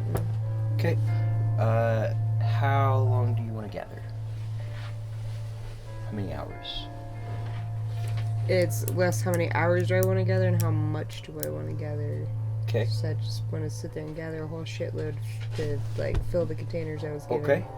Well, give me a goal you're shooting for. Best you can assume he wanted you to fill the containers. That's what I thought. And So I'm going to take however long it takes to fill the containers, which I don't know how long that is. You take a couple hours to walk around and it's everywhere, so digging up some roots, and you fill the containers. So you have about 10 pounds of each thing, each plant. And yeah, you can keep gathering for yourself or do what you need to do. Well, if Kyo wants it kept in containers, then I am assuming it should probably be kept in containers. I don't have any more containers. So. Oh no, the containers were so you could put it in there, and he just happens to have containers that hold a pound of each. So it's just so they're not rolling around loosely in your bag. So that's all. You want it roll around loosely in my bag of holding? Okay. He gave you the containers to fill up and bring back. Whatever you put extra in your bag is up to you. It is not going to hurt it. It's not going to harm it. It'll just be in there loose. You'll have to go through and gather it all. Okay. Or you have string in some of your kits. You could bundle it up and put it in bundles. Okay. Then I guess I'll probably spend some more time harvesting for me. Okay. And how much do you want to harvest for yourself? Probably about as much as I just harvested. Okay, so you spend another couple hours harvesting. Okay. So you take the time to make some bundles of the roots and the leaves, and fill it up, and you get about 10 pounds of each kind. Okay. While you were in the area and harvesting, you did see a good amount of those snub weeds that Rorik told you about as well. Okay. If you would like to, you could harvest some of those. I'd like to harvest a little bit so I could fuck with it. Okay. You harvest about a pound. Okay.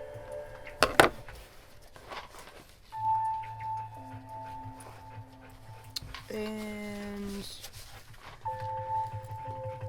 so on the map, I didn't get to the place on the other side where I was supposed to get to. On the map? Yeah, you did. Well, let me show you what you pointed out to me.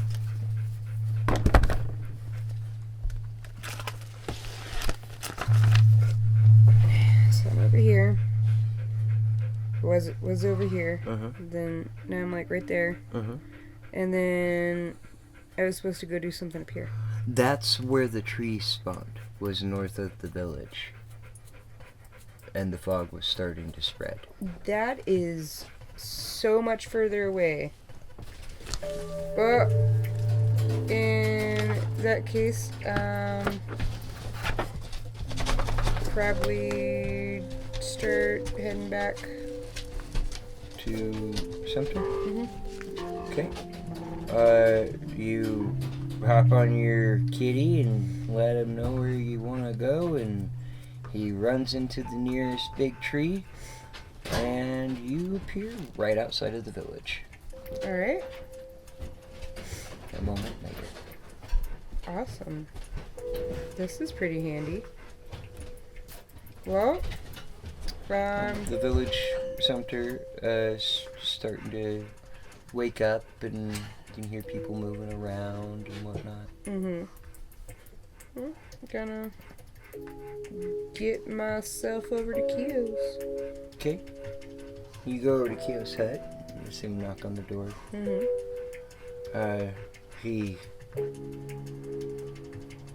opens the door, and that was fast. Yes, You were gone for... You left yesterday. yes. My new friend here has some rather extraordinary abilities.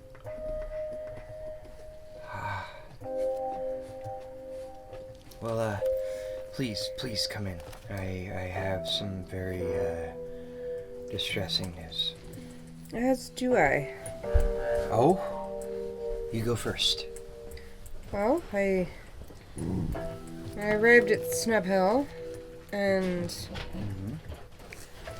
there was a great beast guarding it. And What kind of beast? it looked like a very frightening dog with shadows coming out of it. And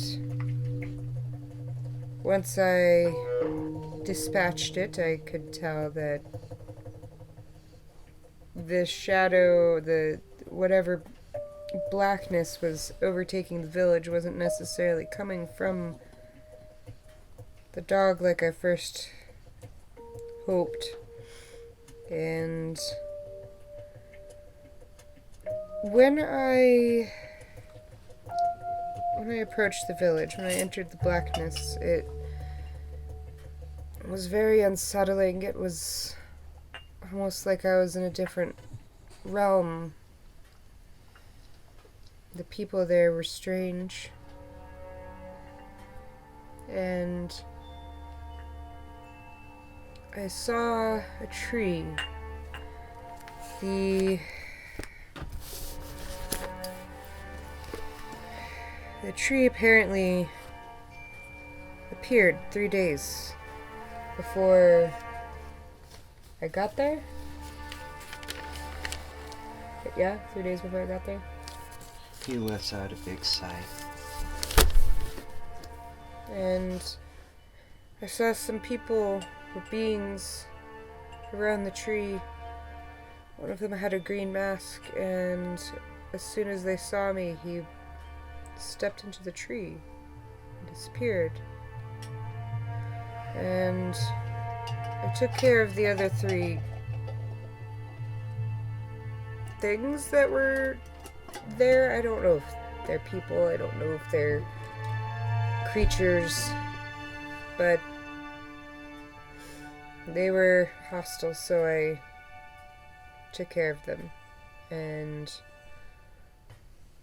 the blackness disappeared, but everyone except Rorik didn't know that anything had happened. The tree is still there. So the tree is still there. Yes. I'm not really sure what to do about it, but I did manage to dissipate the blackness, at least for now.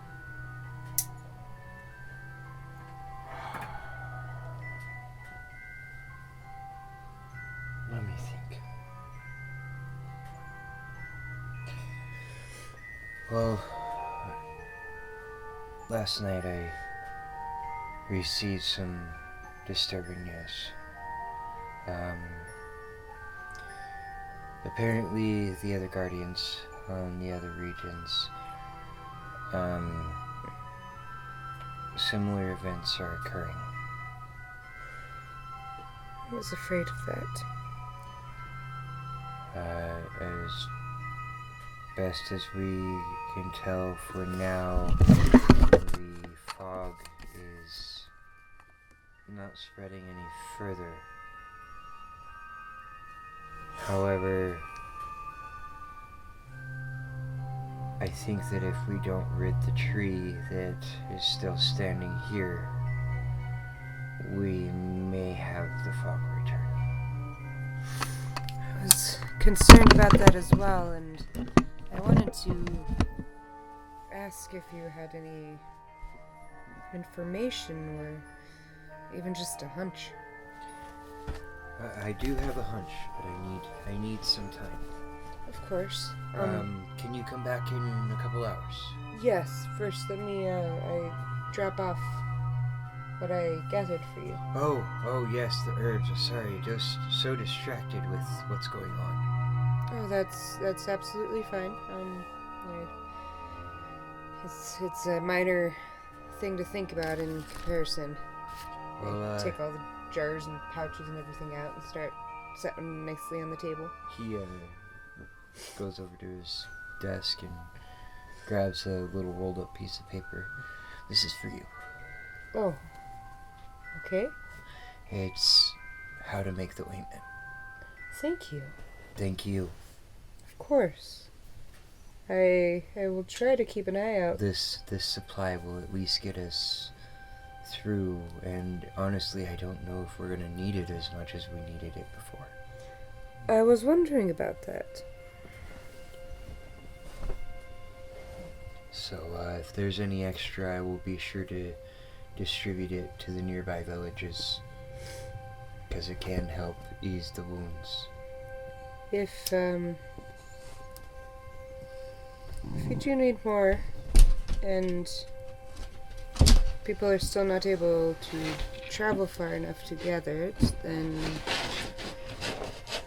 if you can, find a way to let me know, and I'll do what I can to get more to you. Do you think planting some here would help? It only grows in certain areas. It needs just the right amount of light and just the right amount of shade. The forest here is too thick. Did the forest get thicker than it used to be? I thought that it used to grow around this area. It grows sporadically through here. It canopy opens. But there's not as fruitful of an area here. I see. It is possible to grow it here in this area of the region, but the problem is it's usually too much shade. The whole village is shaded too. Okay. you are in a very, very, like, tall, overgrown, thick forest. Well, I do have some ideas on how to grow some of these plants a little more successfully here. When you have the time, of course. We have more urgent matters at the moment. And, no, until this new threat has subsided, any thought of leaving the village for anyone is out of the question. Of course. I sense that there's more likely than not more danger on its way. Well, I shall come find you if I discover a possibility.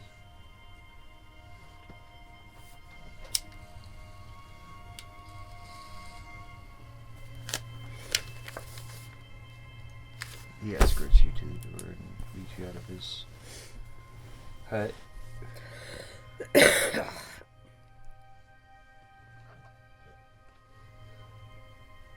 Alright. I'm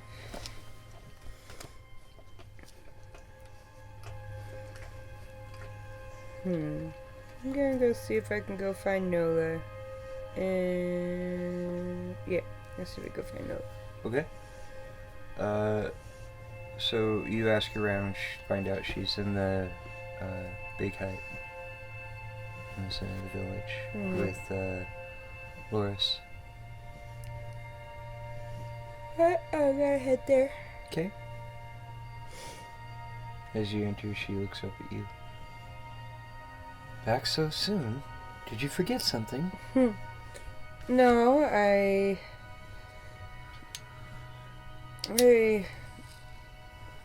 took care of the problem, at least for now, and I met Loris's father. Loris jumps in. What of my father? Is he okay? He is safe. He, strangely, is the only one in your village, I'm assuming other than you, that remembers that anything even happened, though he doesn't even know what happened, really. Chief Nola chimes in. Strange. Man, this whole area is strange. Yes, I'm filled with a sense of dread. I fear that darker days are approaching. Well, Kyo informed me of the news he received last night, and we need to find a way to stop this. Yes, we do.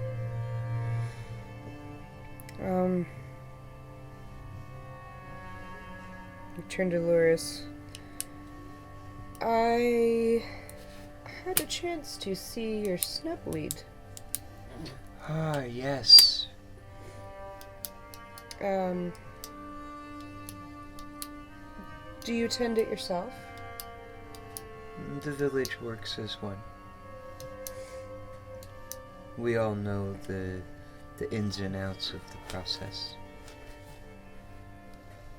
Would you mind teaching me a little bit while I wait for Kyo to have any information ready? Okay. I gathered some while I was there, and I was wondering how to grow it and how to process it, and I was wondering if it would grow here. I don't know if it's ever been attempted to. And she sits down with you over the next hour or so, takes one of the snub weeds from you and pulls out her pocket herbalism kit and very sharp, fine-tipped blade, and begins to give you essentially an anatomy lesson on this plant, showing you where the seeds bloom when it's time, shows you all the uses of the plants, lets you know that once the bulb on top has been milked, and you can set it out in the sun to dry, and then that becomes a fiber that can be woven into fabric. Oh, very useful plant. You also find out that the root of the snubweed, when chewed up and kept in the side of your cheek, will allow for 10 minutes of water breathing. And one plant has 3 doses. Like clockwork, there are 3 main roots on this plant. Ah. I see, this is a very intelligently evolved plant, then. Well, it should be. You created it. Of course, I would make something that would be so precise.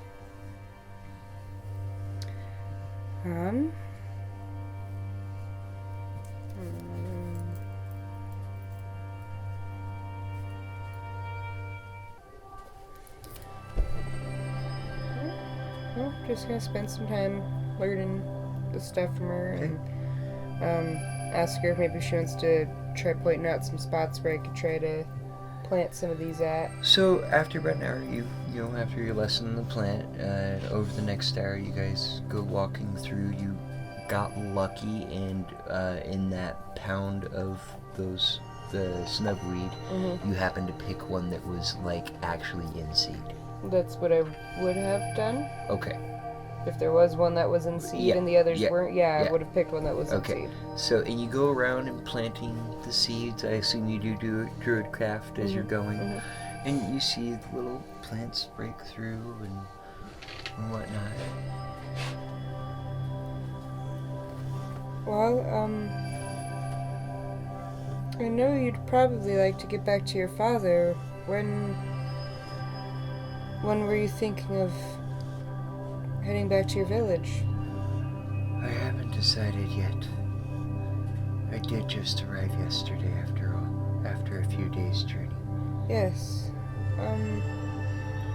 If you do need a ride back and you're willing to leave your pony, I can offer you a quicker route, but I was going to ask if you're going to stay here for a bit, if you wouldn't mind teaching some of the locals about the snubweed. I think they need a little bit more variety in their diet on a regular basis. That is a good idea.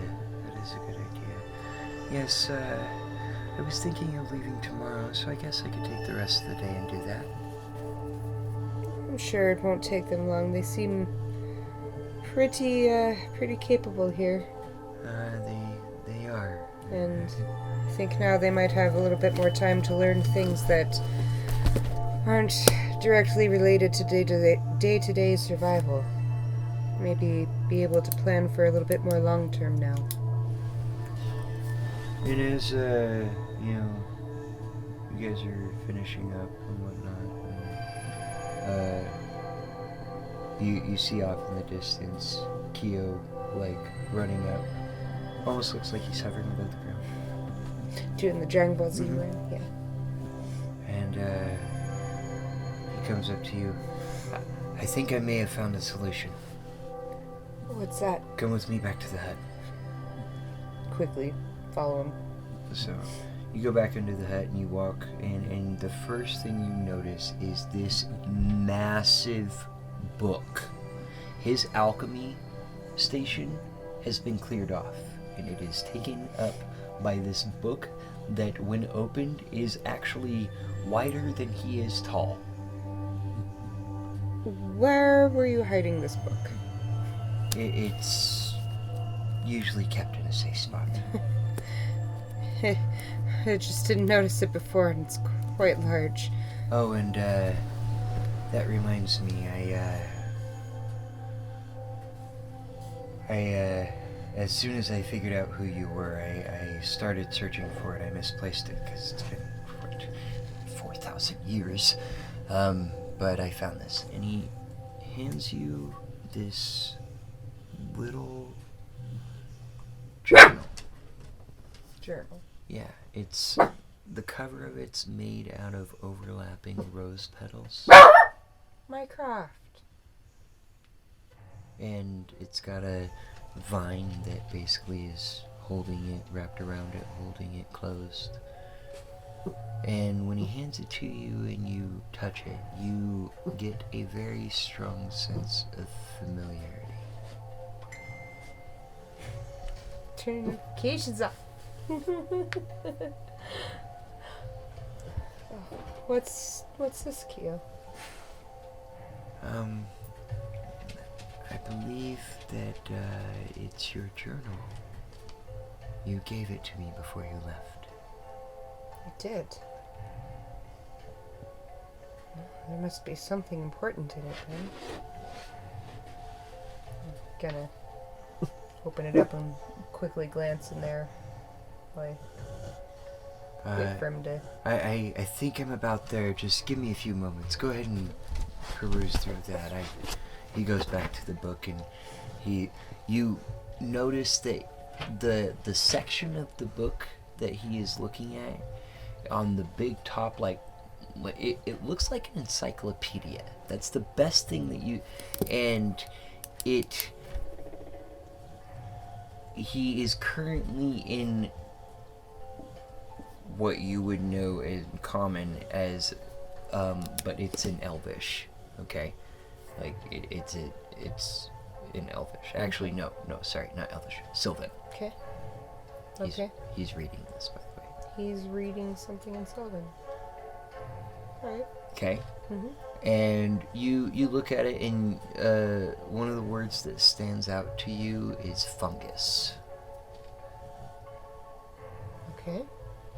And so you go back to open up the journal, and you begin, like, reading, a little bit, try with the intent to skim through it. Mm-hmm. But what you begin to read is so intriguing, you do not skim. You take your time and read through this. Okay. It is a detailed description of how you created this world, and that it is essentially spawned from within you after you were sent to be imprisoned in the void.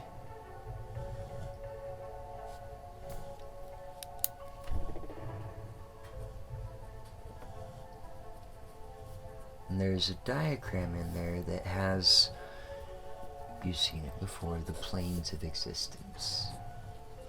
Okay? Material plane in the middle, and these kind of, and you have the void over here. Yeah, it's like totally separate. And within that void there is your room.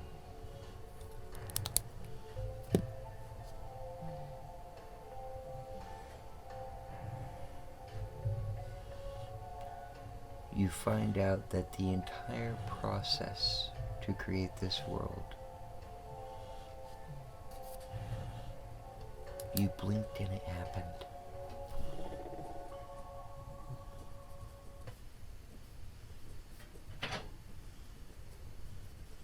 So when I saw the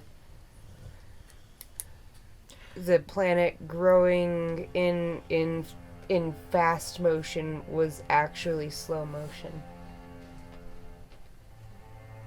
Wow. Take a second to process, quite a few seconds to process this. This is kind of jarring to my reality. It goes on to further describe that everything native to this plane is part of you.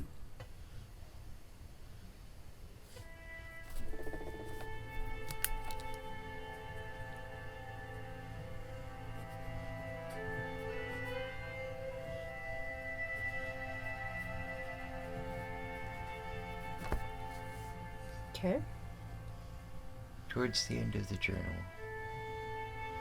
you find out that your staff is literally a piece of your heart.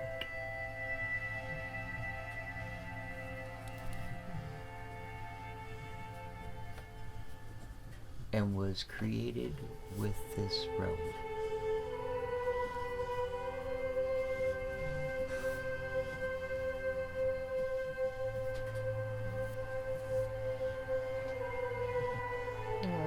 So imagine you, Limlíriel, in the void, floating, not knowing what to do, trying to meditate on what to do to get out of there. And a little spark of your heart comes out of your chest and begins to grow into what is currently your staff. And keeps growing and growing into a massive tree that looks kind of like a mushroom, but a tree. And from the bottom begins to grow that moss ball. And the best you can realize and connect, your staff is the tree of life for this realm.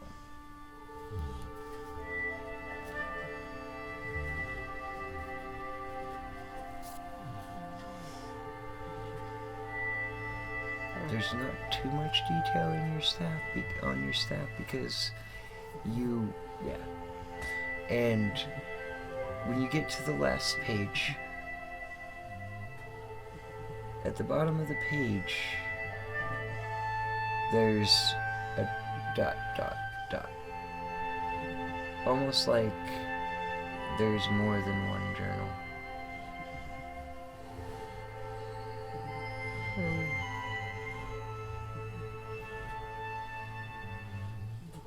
Sit there for a second, and I'm still holding my staff as usual, kind of in the crook of my arm as I'm reading.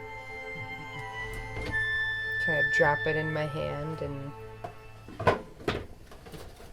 hold it and stare at it with even more reverence than I was before. Oh my god, Tinkerbell, it's gonna get you. It is, Mom! Look at it! It made a noise. I didn't like it, Mom. You're such a weenie, Tink. Yep. And as you're sitting there holding onto this journal in one hand and your staff in the other, just taking a moment of awe, you hear Keo. That's it! Look over quickly. Come here. Okay. So Keo calls you over to this massive book. Mm-hmm. And points out this section. And of course it's in Sylvan. Mm-hmm. As you begin to read, it describes of a fungus that acts like a virus.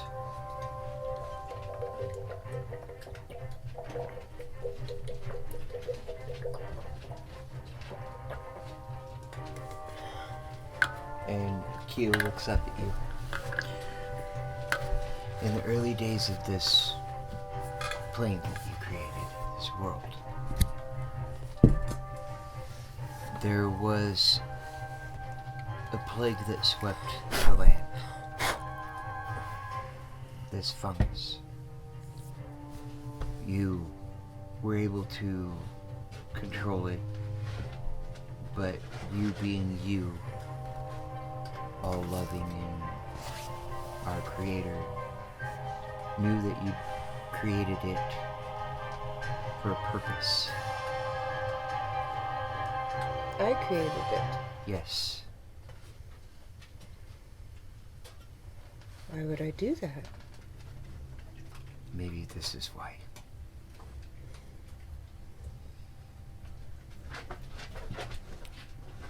You were able to destroy it and confine it, but it is very deep within the world.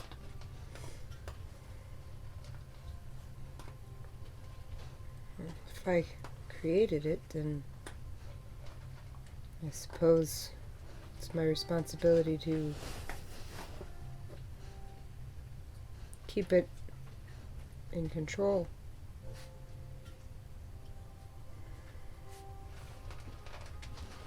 Hold on a second. He goes and rummages through in a section of his head that you've never seen him rummage through before.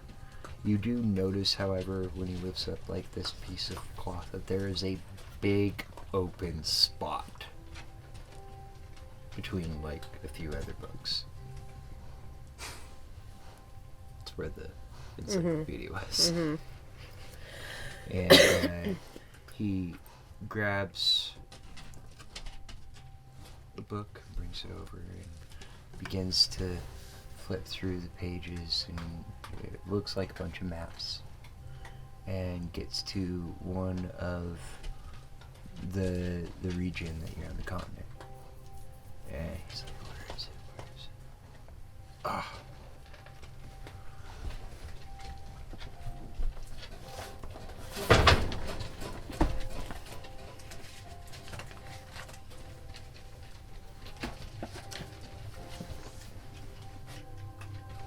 The entrance is down here. Entrance to what? There's supposed to be a cave that you sealed.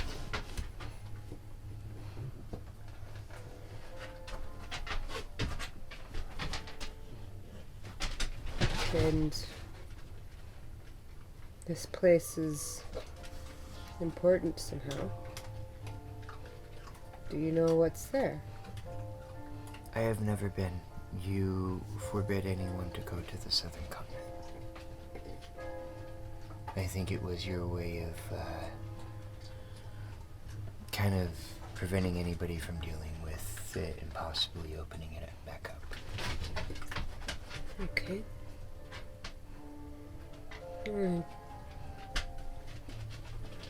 Guess I need to find my way there. Come here. Leads you back over to the big book and flips the page over. And you see a picture hand drawn of a twisted, dried looking mushroom. The colors on it are red and purple. There's some white spots on the cap. But one of the most interesting features about it is on the underside of the cap, there's these tendrils, and along the tendrils is a pod. Every so often. They go all the way down to almost the ground.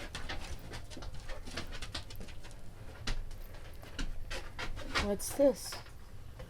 This is what you're looking for. You need to carefully harvest one of those tendrils.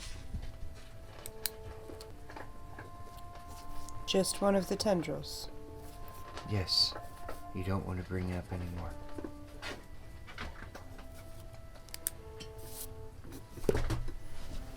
And you don't know what this is? More than what's described in the book here that you recorded. Well, rather had me jot down and record. All I told you is that this was something important and I needed one of the tendrils. You You described what you saw in that cave. Okay. And those tendrils, those pods, that is where the sporelings are.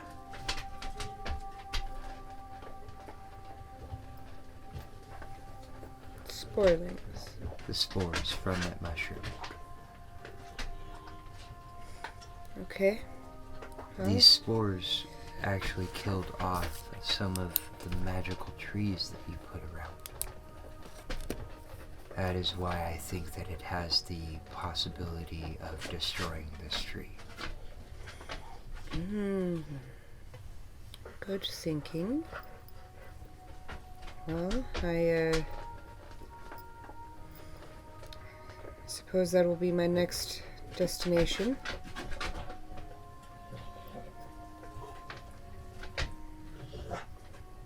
Oh, it's quite a ways to travel. Well,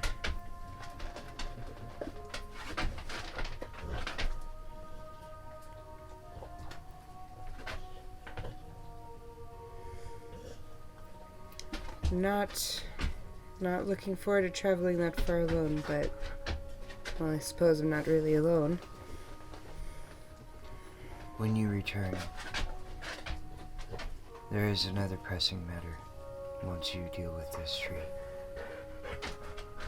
With the fog appearing and starting to spread, for now it stopped from what I've gathered and heard from my fellow guardians. But the eggs are no longer safe. Eggs. The eggs you brought here. Did you think that was the only one? It's the only one I've seen so far.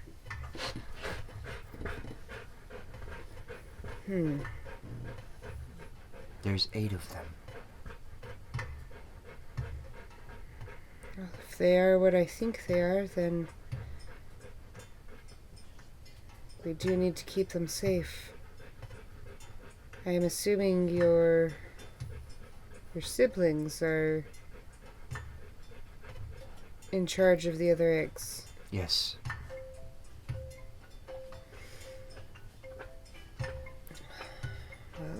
Well, I'll do what I can to solve this matter quickly.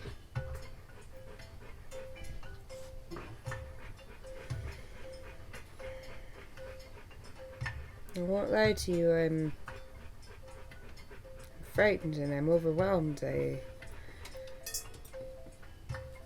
never envisioned so much weight on my shoulders.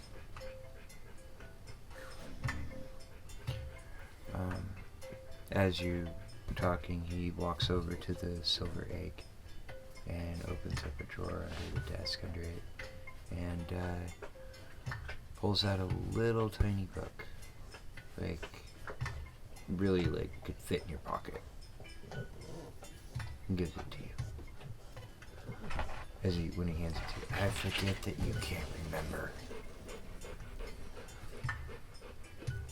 Take the book. You open.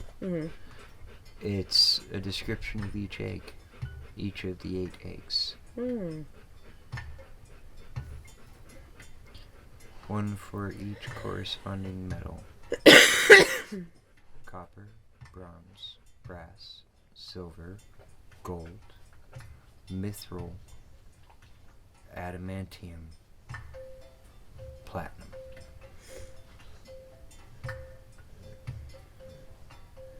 I appreciate this. I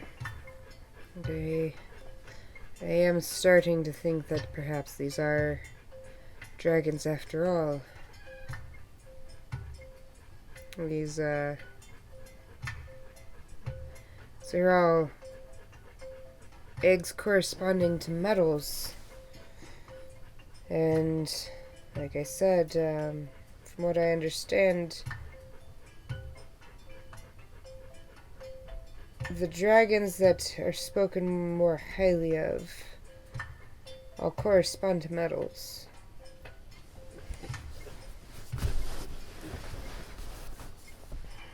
Maybe that's why you brought them here.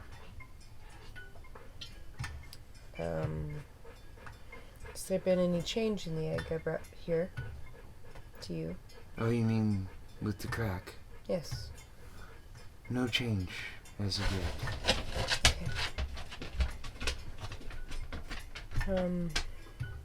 There has been one development, though. Oh?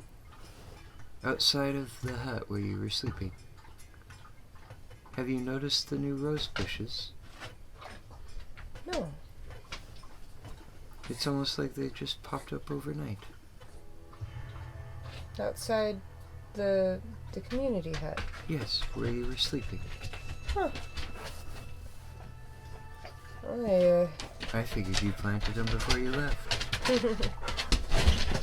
No, I was a little too distracted to do that. But I imagine it'll make you happy with a little more constant supply of the rose petals. Oh, yes. I love that tea. Good. I'm glad you'll have some more. I was looking at the time it was. Well, I'll continue to do research and see if I can find any more information that would help you. Please do. I would like to spend some time here before I take my journey. Oh? What would you like to be doing?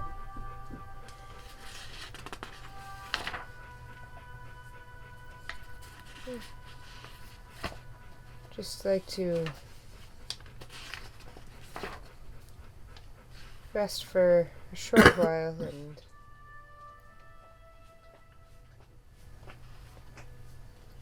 just take a walk around. Yeah. I know time is of the essence, but I do find myself rather hesitant to set out on this large of a quest for myself.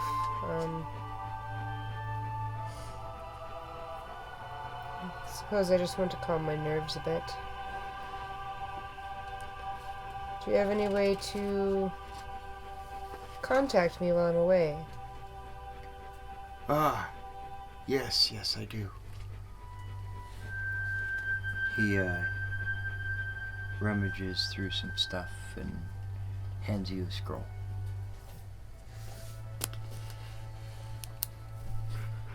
This is one of a set of scrolls. Anything you write on it, I will be able to see, and vice versa. Alright, well, in that case, if you find any new information while I am gone,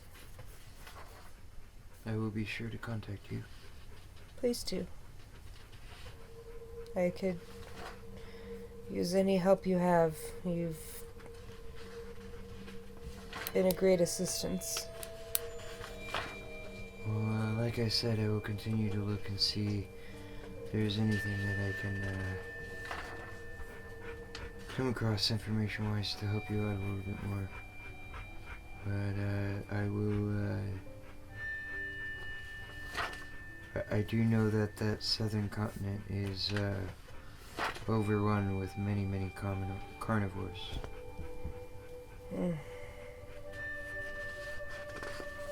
Well, I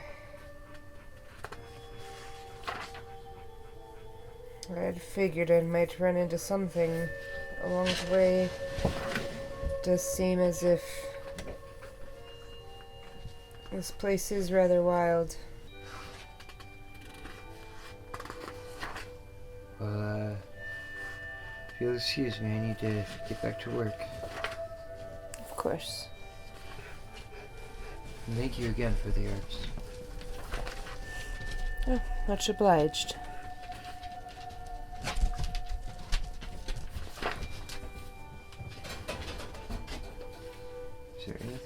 to do the rest of the day. Isn't it still like morning? It is still early in the morning, not even lunchtime yet. Mm-hmm.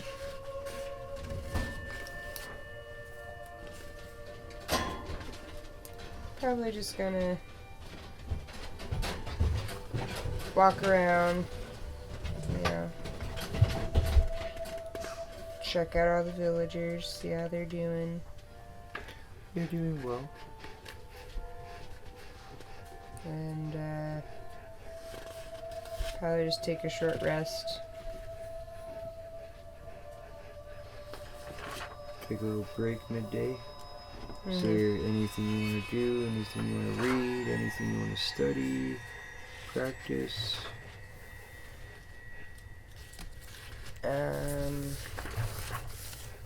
What do I have to read?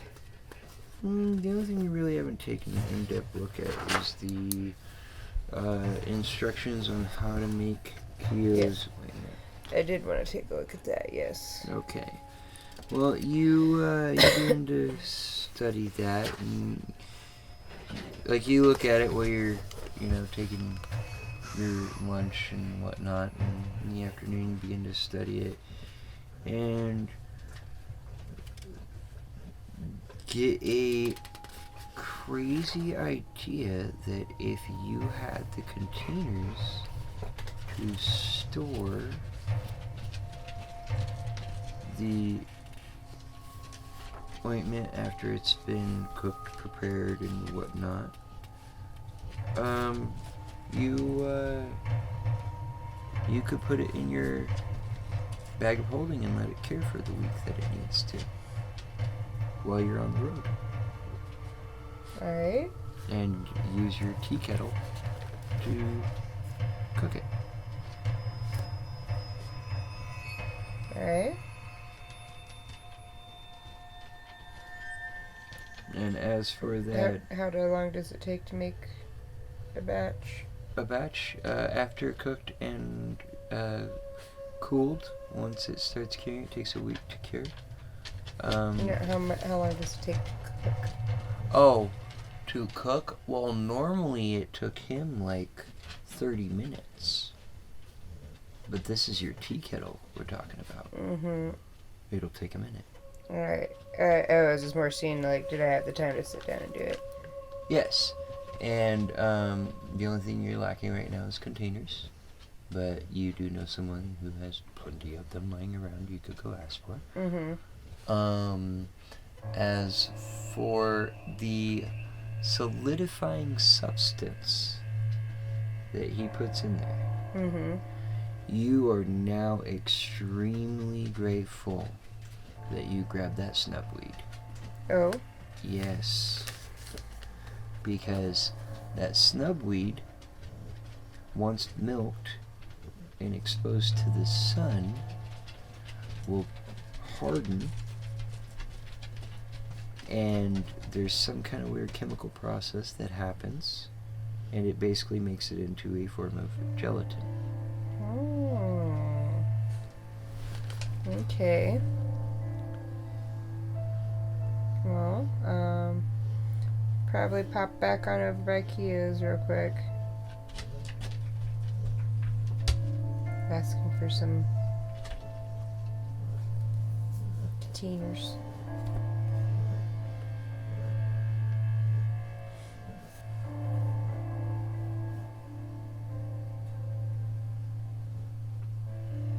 You asking for some containers? Mm-hmm. He's like, I have a few extra jars. How many containers do you need?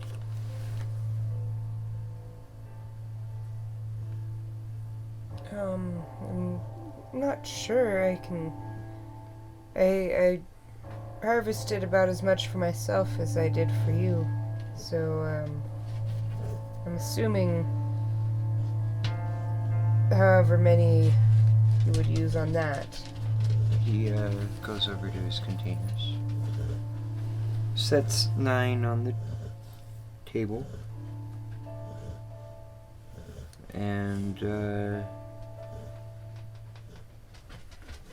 goes over to another spot, a shelf, like almost like a bookshelf. And you notice on the shelf there are a bunch of strange animal parts. And he grabs this horn.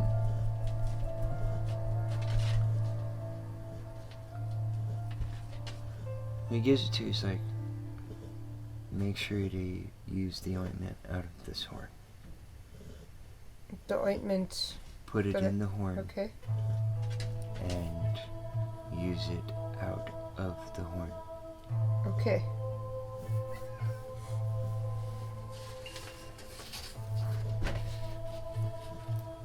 What he gave you, he goes in detail. I'm just going to read you what it is. It is a Triceratops horn.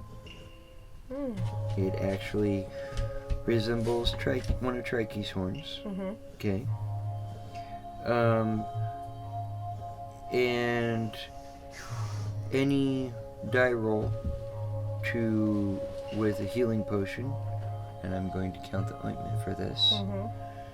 You double that die roll. So if you roll 5 to heal, you heal 10.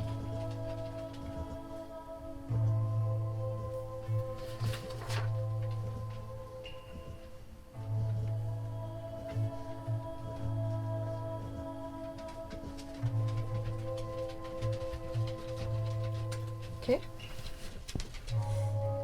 And he give me a second. Okay. So he goes back over to the shelf and says, this will come in handy.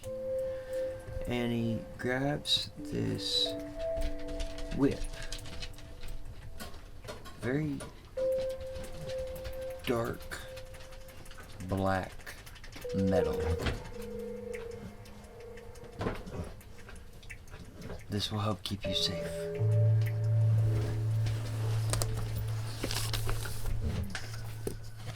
What's this?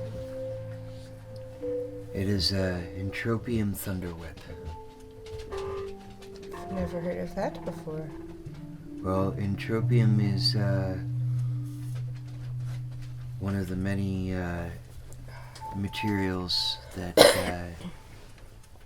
you, I don't know where or how it came from, but you did create it here in this plane when you created this plane. And so this whip, unlike other whips that do their regular damage, this does a little bit extra damage.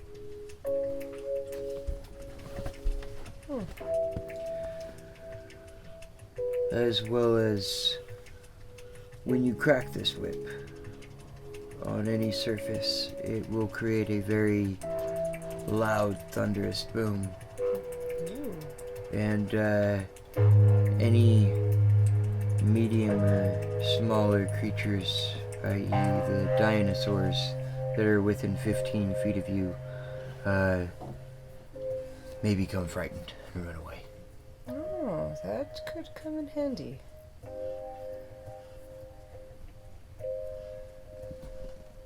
Oh, yeah.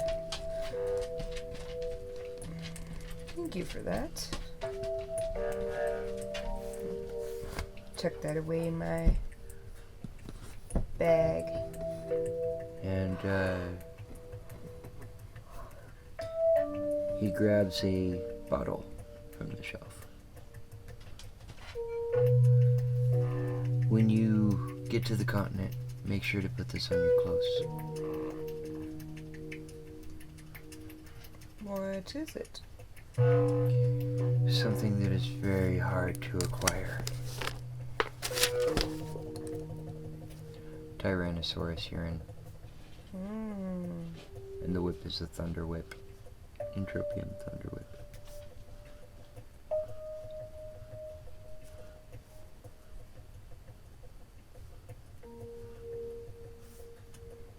T-Rex P? Yep, T-Rex P. The smell The dinosaur creature is able to smell the urine from up to 2 miles away.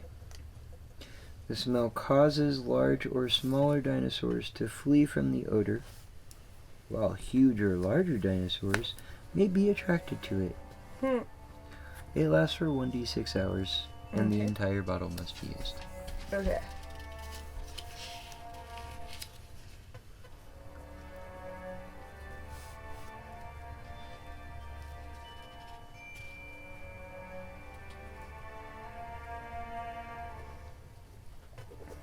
Well, I would like to get a batch of this ointment made before I head off. Do you mind if I sit here while the cooking part is done? No, by all means. Do what you need to prepare, and if you would like to prepare a lot, you are more than welcome to. Pull my kettle out, and all my plants that I need, and I have to do something to make a solidifying substance, don't I? He has a whole cabinet of that, so he'll go ahead and throw you the 10 blocks that you need. Thank you. Well, hopefully I can get some replacement for you happening. Trying to get some of that snubweed to grow here. Yes, it's greatly appreciated. I honestly don't know why we've never thought to attempt that. Maybe because we've been so distracted with, I've been trying to keep this village alive. You've had more important things on your hands, and at the time it was just easier to have the village bring it.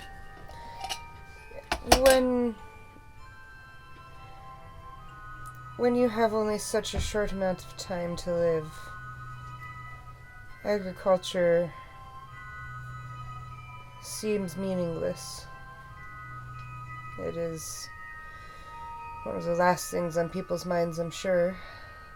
Hopefully now that it seems, at least, that the villagers aren't aging out so quickly. Perhaps they can have more of a semblance of a normal life. Yes, I think that is good. And yes. Well, I must be getting back to my research. Sit there and make up this batch of ointment. You focus on making the ointment. It takes you a bit because you're not using your kettle. No, I was using my kettle. I set up on my kettle. Oh, okay. So you take the time to cook them and stuff and get everything, start preparing, and start putting everything in the containers and letting it cool down and cure. Stashed all in my bag of holding, I'm assuming would be the place to put it. Yep, and in 1 week you will have 10 full containers of Kyo's ointment.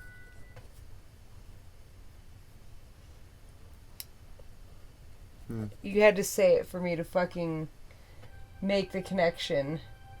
Oh, that Kyo is the... Yeah. Yep. Yep. Because I forgot what the first word of that was. It's Kyogum's ointment or some shit like that. Yeah.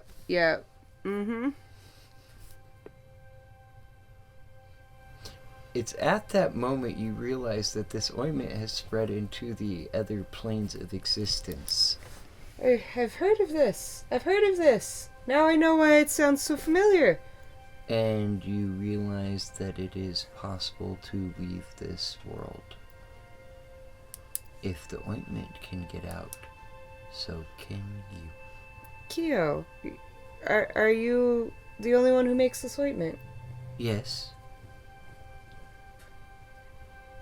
Have you given any away to other people?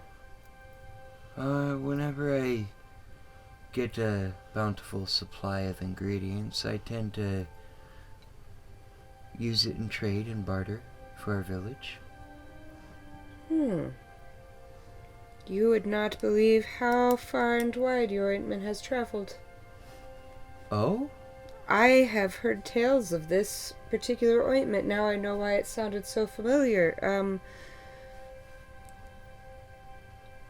It has not only made it out of this plane, it has made it to multiple planes.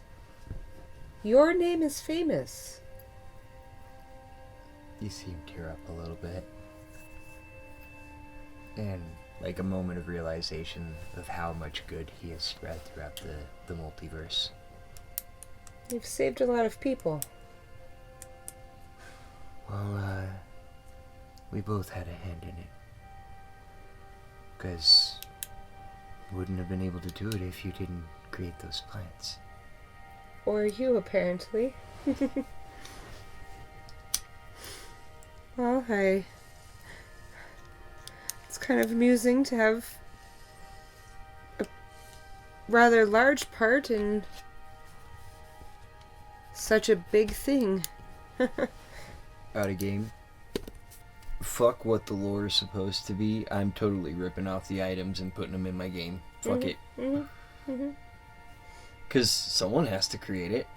That's what I've been saying. Like, So- someone has to make the shit, and back in 3.5, they had ways to make the shit. Yep. So now you know how this is supposedly made. I don't know if that's the real lore, but damn it, it's the lore in my world, so fuck off.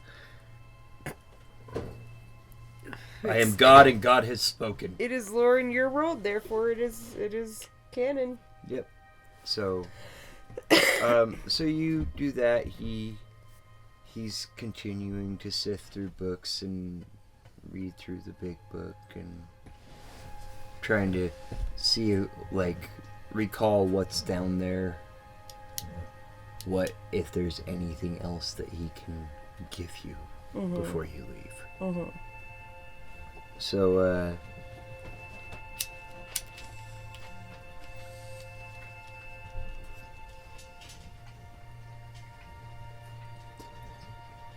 later in the afternoon, towards the evening time, there's a knock on his door. Would you mind getting that for me? Of course. I turn around and open the door. And standing before you is Chief Noah. And by her side is Loris.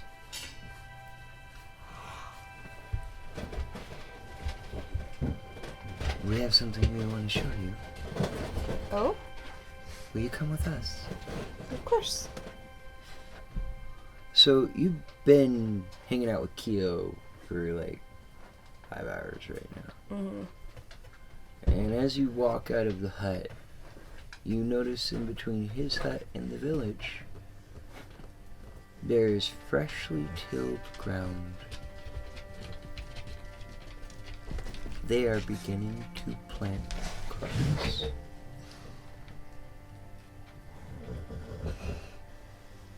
I kind of tear up a little bit there myself. I turn to them. No, this is wonderful.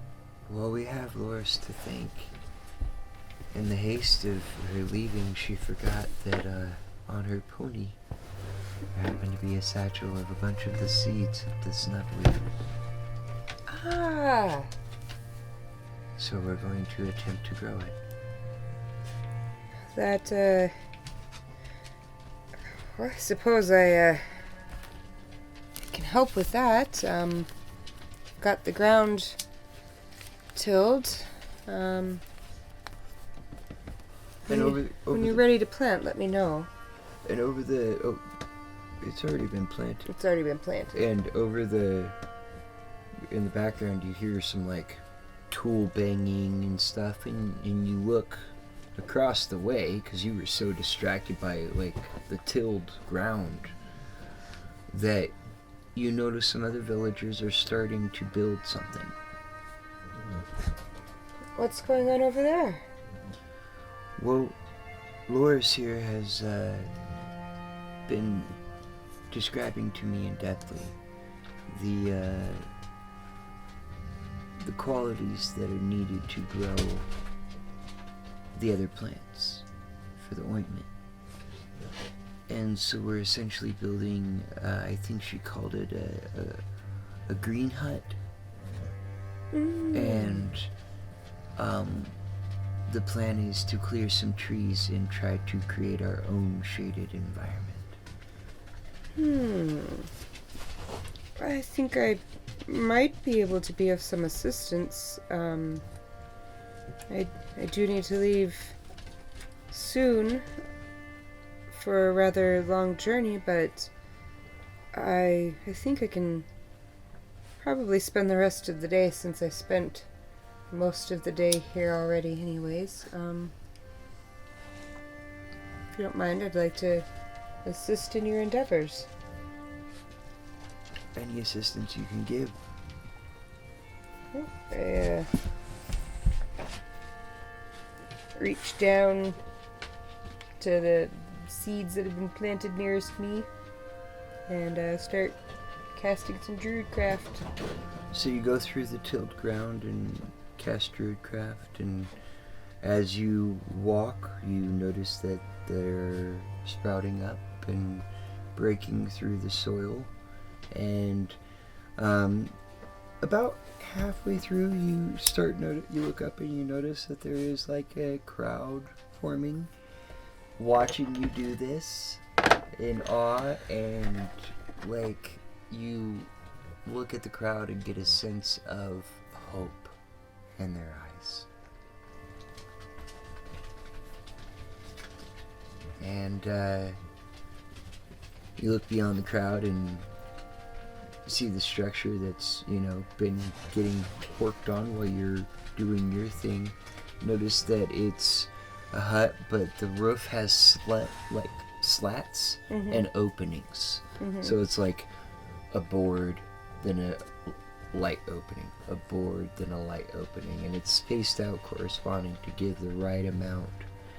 And you see off in the distance behind that some other people. You recognize one of the villagers to be the one that works with making the atlatls, and Rickdol and his crew, and they're beginning to prepare to fell some trees in the area. Okay. There is a new sense of hope among this village. Rickdol, who in all reality thought he should be dead any day now, is realizing that he doesn't know how much longer he has. It could be a day, it could be a year. But he is no longer knocking on death's door. No. Well, I look around at all this activity going on and get a small smile, warm in my heart. As you look around, you make eye contact with Rickdol, and he starts to walk over towards you. Raise my hand as he approaches. When you're done, please come find me. I was actually about to head over your direction just now. I wanted to do something at the green hut.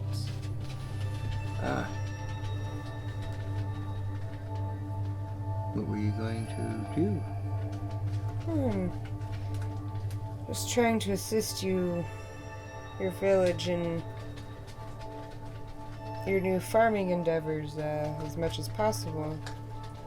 I have an idea about that hut. Oh? A way to sort of regulate the environment in there. Now you got me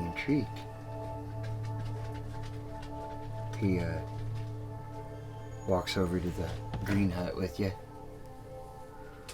I'd like to go inside here. I'm assuming it's like got a good amount of construction done. Oh yeah.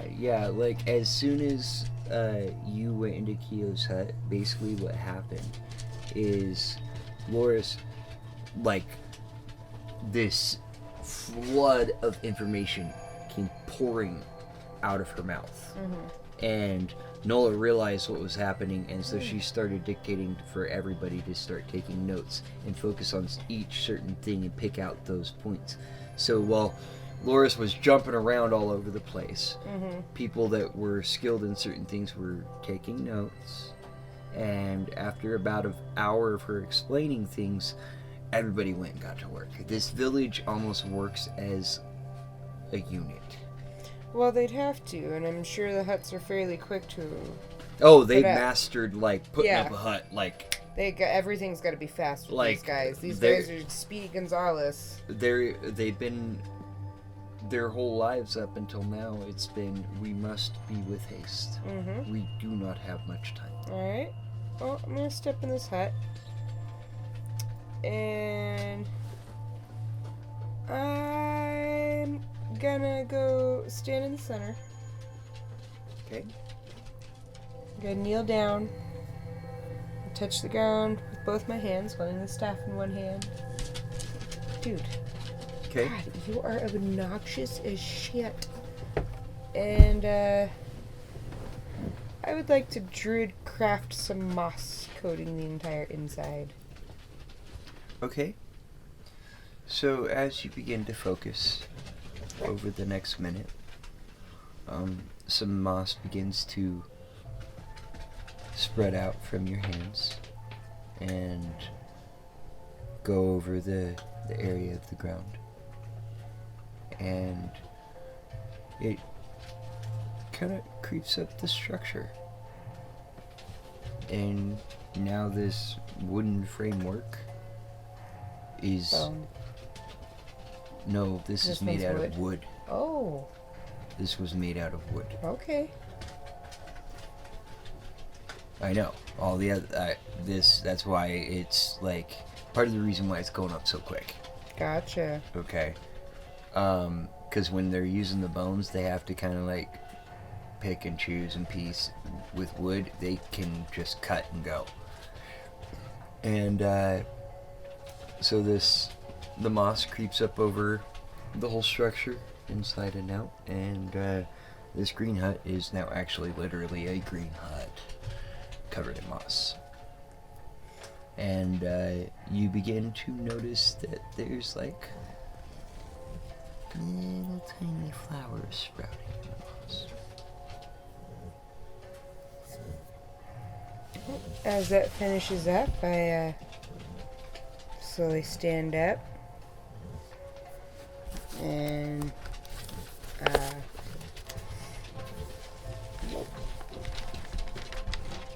turn to Richter. I say, this should help regulate temperature, moisture, make it easier on you to grow things in here. And hopefully those flowers will attract some butterflies or bees or something that can help pollinate your plants. Right as you say that,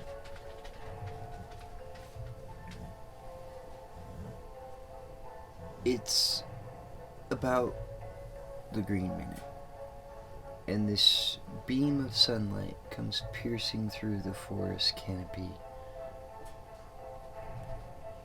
and in that beam you notice a butterfly. Nice. I look up at it and smile. See?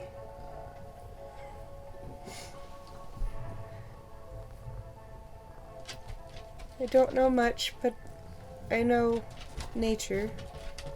And, well, now that I have some control over nature, then I want to do what I can to use its powers to the fullest. No sense in doing things the hard way if you don't have to. You guys have had a hard enough life.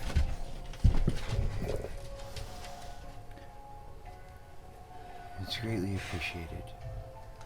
So, while talking to Rictal, you start to notice that he is, well, one, not wearing his armor. Mm-hmm. He is more relaxed than you've seen him the entire time. And you notice now, because before it was under his armor, he's wearing a tooth around his neck. What kind of tooth? Did you ask that in game? Victor, what's that around your neck? Oh, it's a tooth from a MacLeod. Is that another kind of dinosaur? It's a water-dwelling dinosaur? Looks like it must be fairly big. Yes, it is. How did you come across that? Oh, Keo gave it to me. Said that if my travels ever took me to water, it would possibly help. Like a lucky charm. In a sense. Dude, you are making muffins in the most uncomfortable spots. Please stop. I would poke you in the belly, but you've got kitties in there.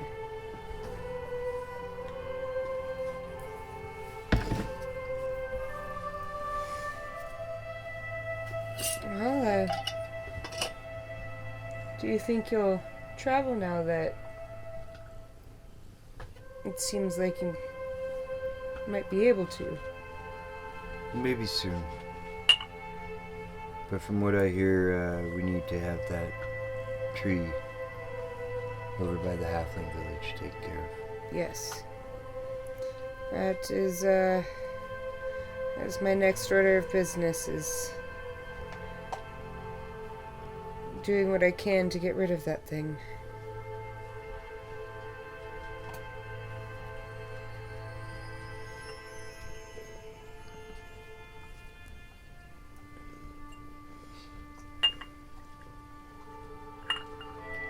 So, yeah, it's evening, you know. Notice the fire's starting to go. They got food out again for everybody. Probably gonna go head over there and get some food since I ended up hanging out all day anyways. Yeah. There's a few people, like, you see, like, some people, like, stopping, grabbing a little nibble, but getting back to work. People are really, really, like, they got this, like, wave of energy behind them now. So, Seem a little more cheerful. like, people work into the night. Like, That's what I would do. yeah, they work into the night. You know, when someone gets tired and needs to crash out, there's someone that's literally just getting up and ready to take over. Well, I'd like to go grab some of that wine. Did rather enjoy it. The keg of wine is sitting there, and it is the keg that you retrieved.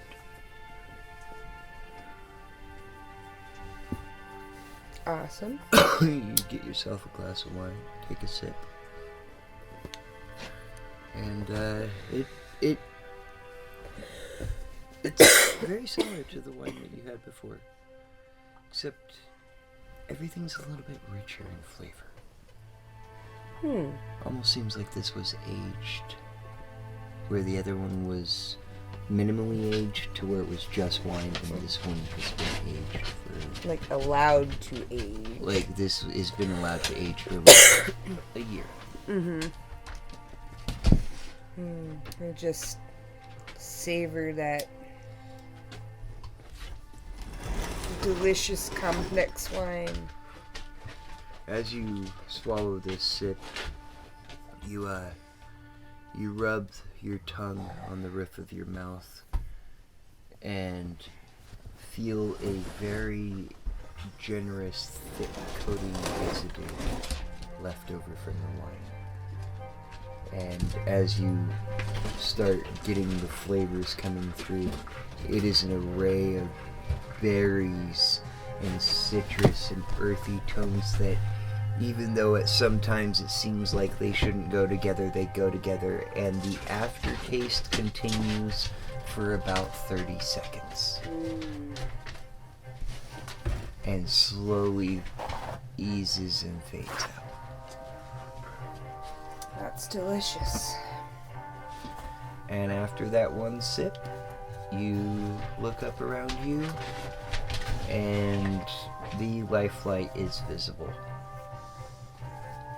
Almost immediately. Wonder if that's because it's stronger or some other reason. You won't know. Just because I say something doesn't mean you have to tell me. It's literally just me going through my thought process because I don't have a party member to talk to. So, Nola notices you. Take that sip of the aged wine. Comes over. What do you think of that one? This is even better than the one I had before.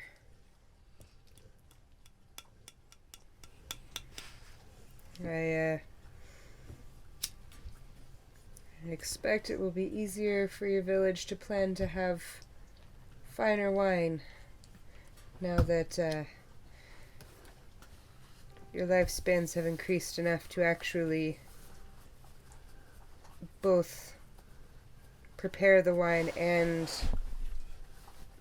get a cask that's been aged past the basic required amount. As you're standing there and it's getting dark and you are actually one-on-one with Nola right now, not distracted by anything else, you notice that there is a single white streak, chunk streak of hair, and the rest is purple. Purple.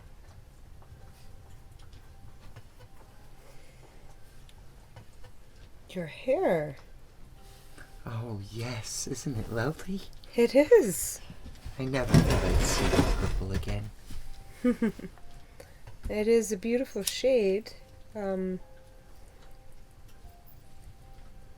am curious. Your hair is purple and my hair is pink. Where you come from? Does your people normally have a wide variety of hair color? Yes. I mean, I've seen a lot of elves from material planes visit us, but they tend to have a lot more subdued of hair colors. The plane where we come from and the wood elves there, these are our village. Your hair color is determined in a combination of ways. Where you were born and what time of season. Ah. What does the purple say?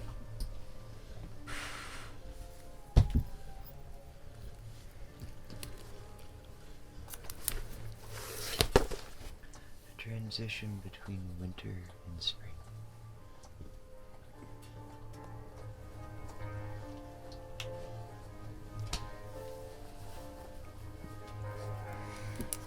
That's, it is quite beautiful. My home is a very varied place. Lots of different people there, and most of them of Fey descent, so we do get a lot of different hair colors, like purple, pink, green. But my species in particular, we change our looks either depending on the season that's around us, if that's our vibe personally, or in my case, I prefer to change my look based on my emotions. So it's interesting knowing that there are others out there who behave in a related way when it comes to appearance.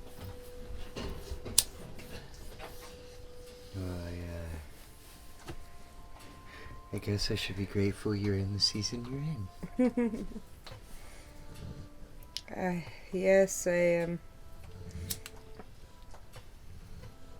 I don't spend too much time in the other seasons, at least not yet, but I am rather young, so who knows? Maybe someday you'll see me a different way. But I am glad I got to see your lovely hair. Yeah, you got a little scar there. Little scabby area. What'd you get got by? I know, let Dad fuck with it. Let Dad fuck with it. Probably Nick.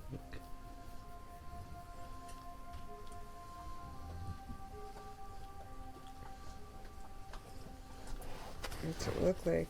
It looks like a tooth puncture wound. I mean, how is it looking? It's healing. So. Yeah, you guys gotta stop getting into it. But, yeah. Well, enjoy the evening. You as well. And I'm just gonna sip my wine, have some dinner, walk around with my cat, enjoy the different atmosphere around here, the renewed energy. I'm not gonna drink so fast as to get too inebriated to like be of assistance, because while I'm walking around, you know, if everyone's working through the night, then I imagine it's kind of like when you get to Burning Man on like one of the very first nights and everyone's still setting up shit, but it's also kind of like a work/party attitude. So this is like the first time that you've actually been outdoors here in the middle of the night? Yes, I've kind of always had stuff to do. Stuff to do, or meditating, or... Well, that's what I mean by stuff to do. Like, I've had stuff to do in the morning, so I've been trying to rest. And... Okay. So, about 1 a.m. rolls around. And you start noticing the canopy of the forest lighting up in an iridescent light. Phosphorescent light. Like the underside of the canopy? Yep. Nice. And there's this phosphorescent blue glow lighting up the whole area, allowing everybody to continue working.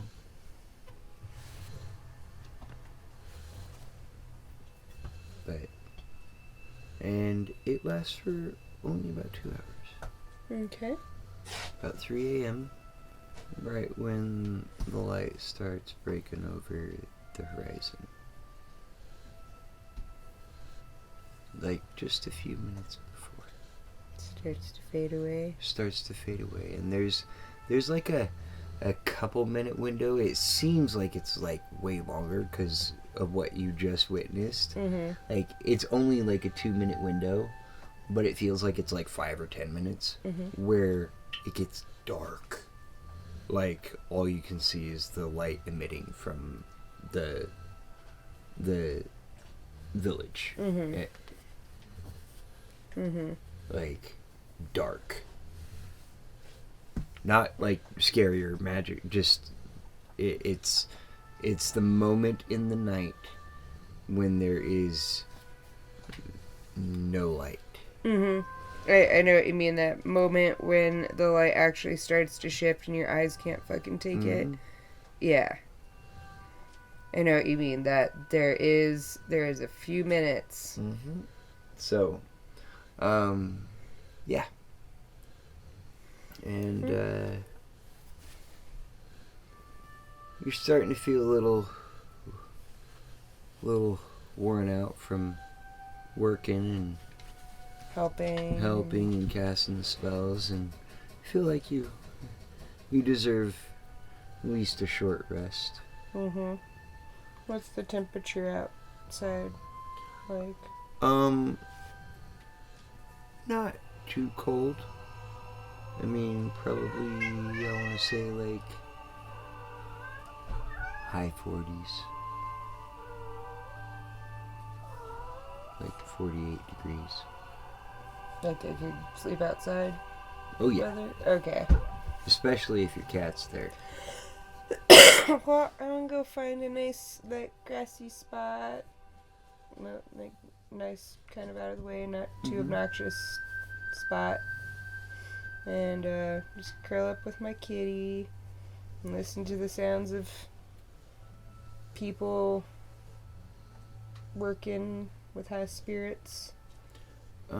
As you lay down with your kitty, you begin to feel this warm, comforting feeling come over your body, and look down and realize that there's a moss blanket growing out of your kitty to cover you.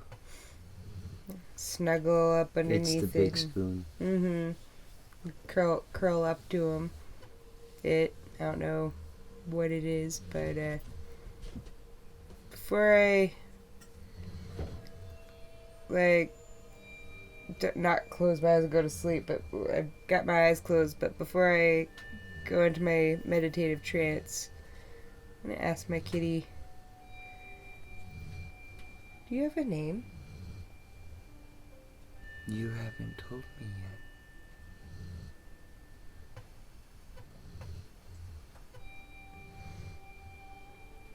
yet. If you don't mind, I'd like to call you Andre. Andre? Andre. Andre? Yes. I like that. Thank you, Andre. Thank you, Limlíriel. Then I'm just gonna drift off into a nice, calm, meditative trance, listening to the nice, kind of soothing sounds of happy people working. Okay. And you take a long rest. It's probably a good spot to call it. Yeah, considering it is almost 11:30. Yeah.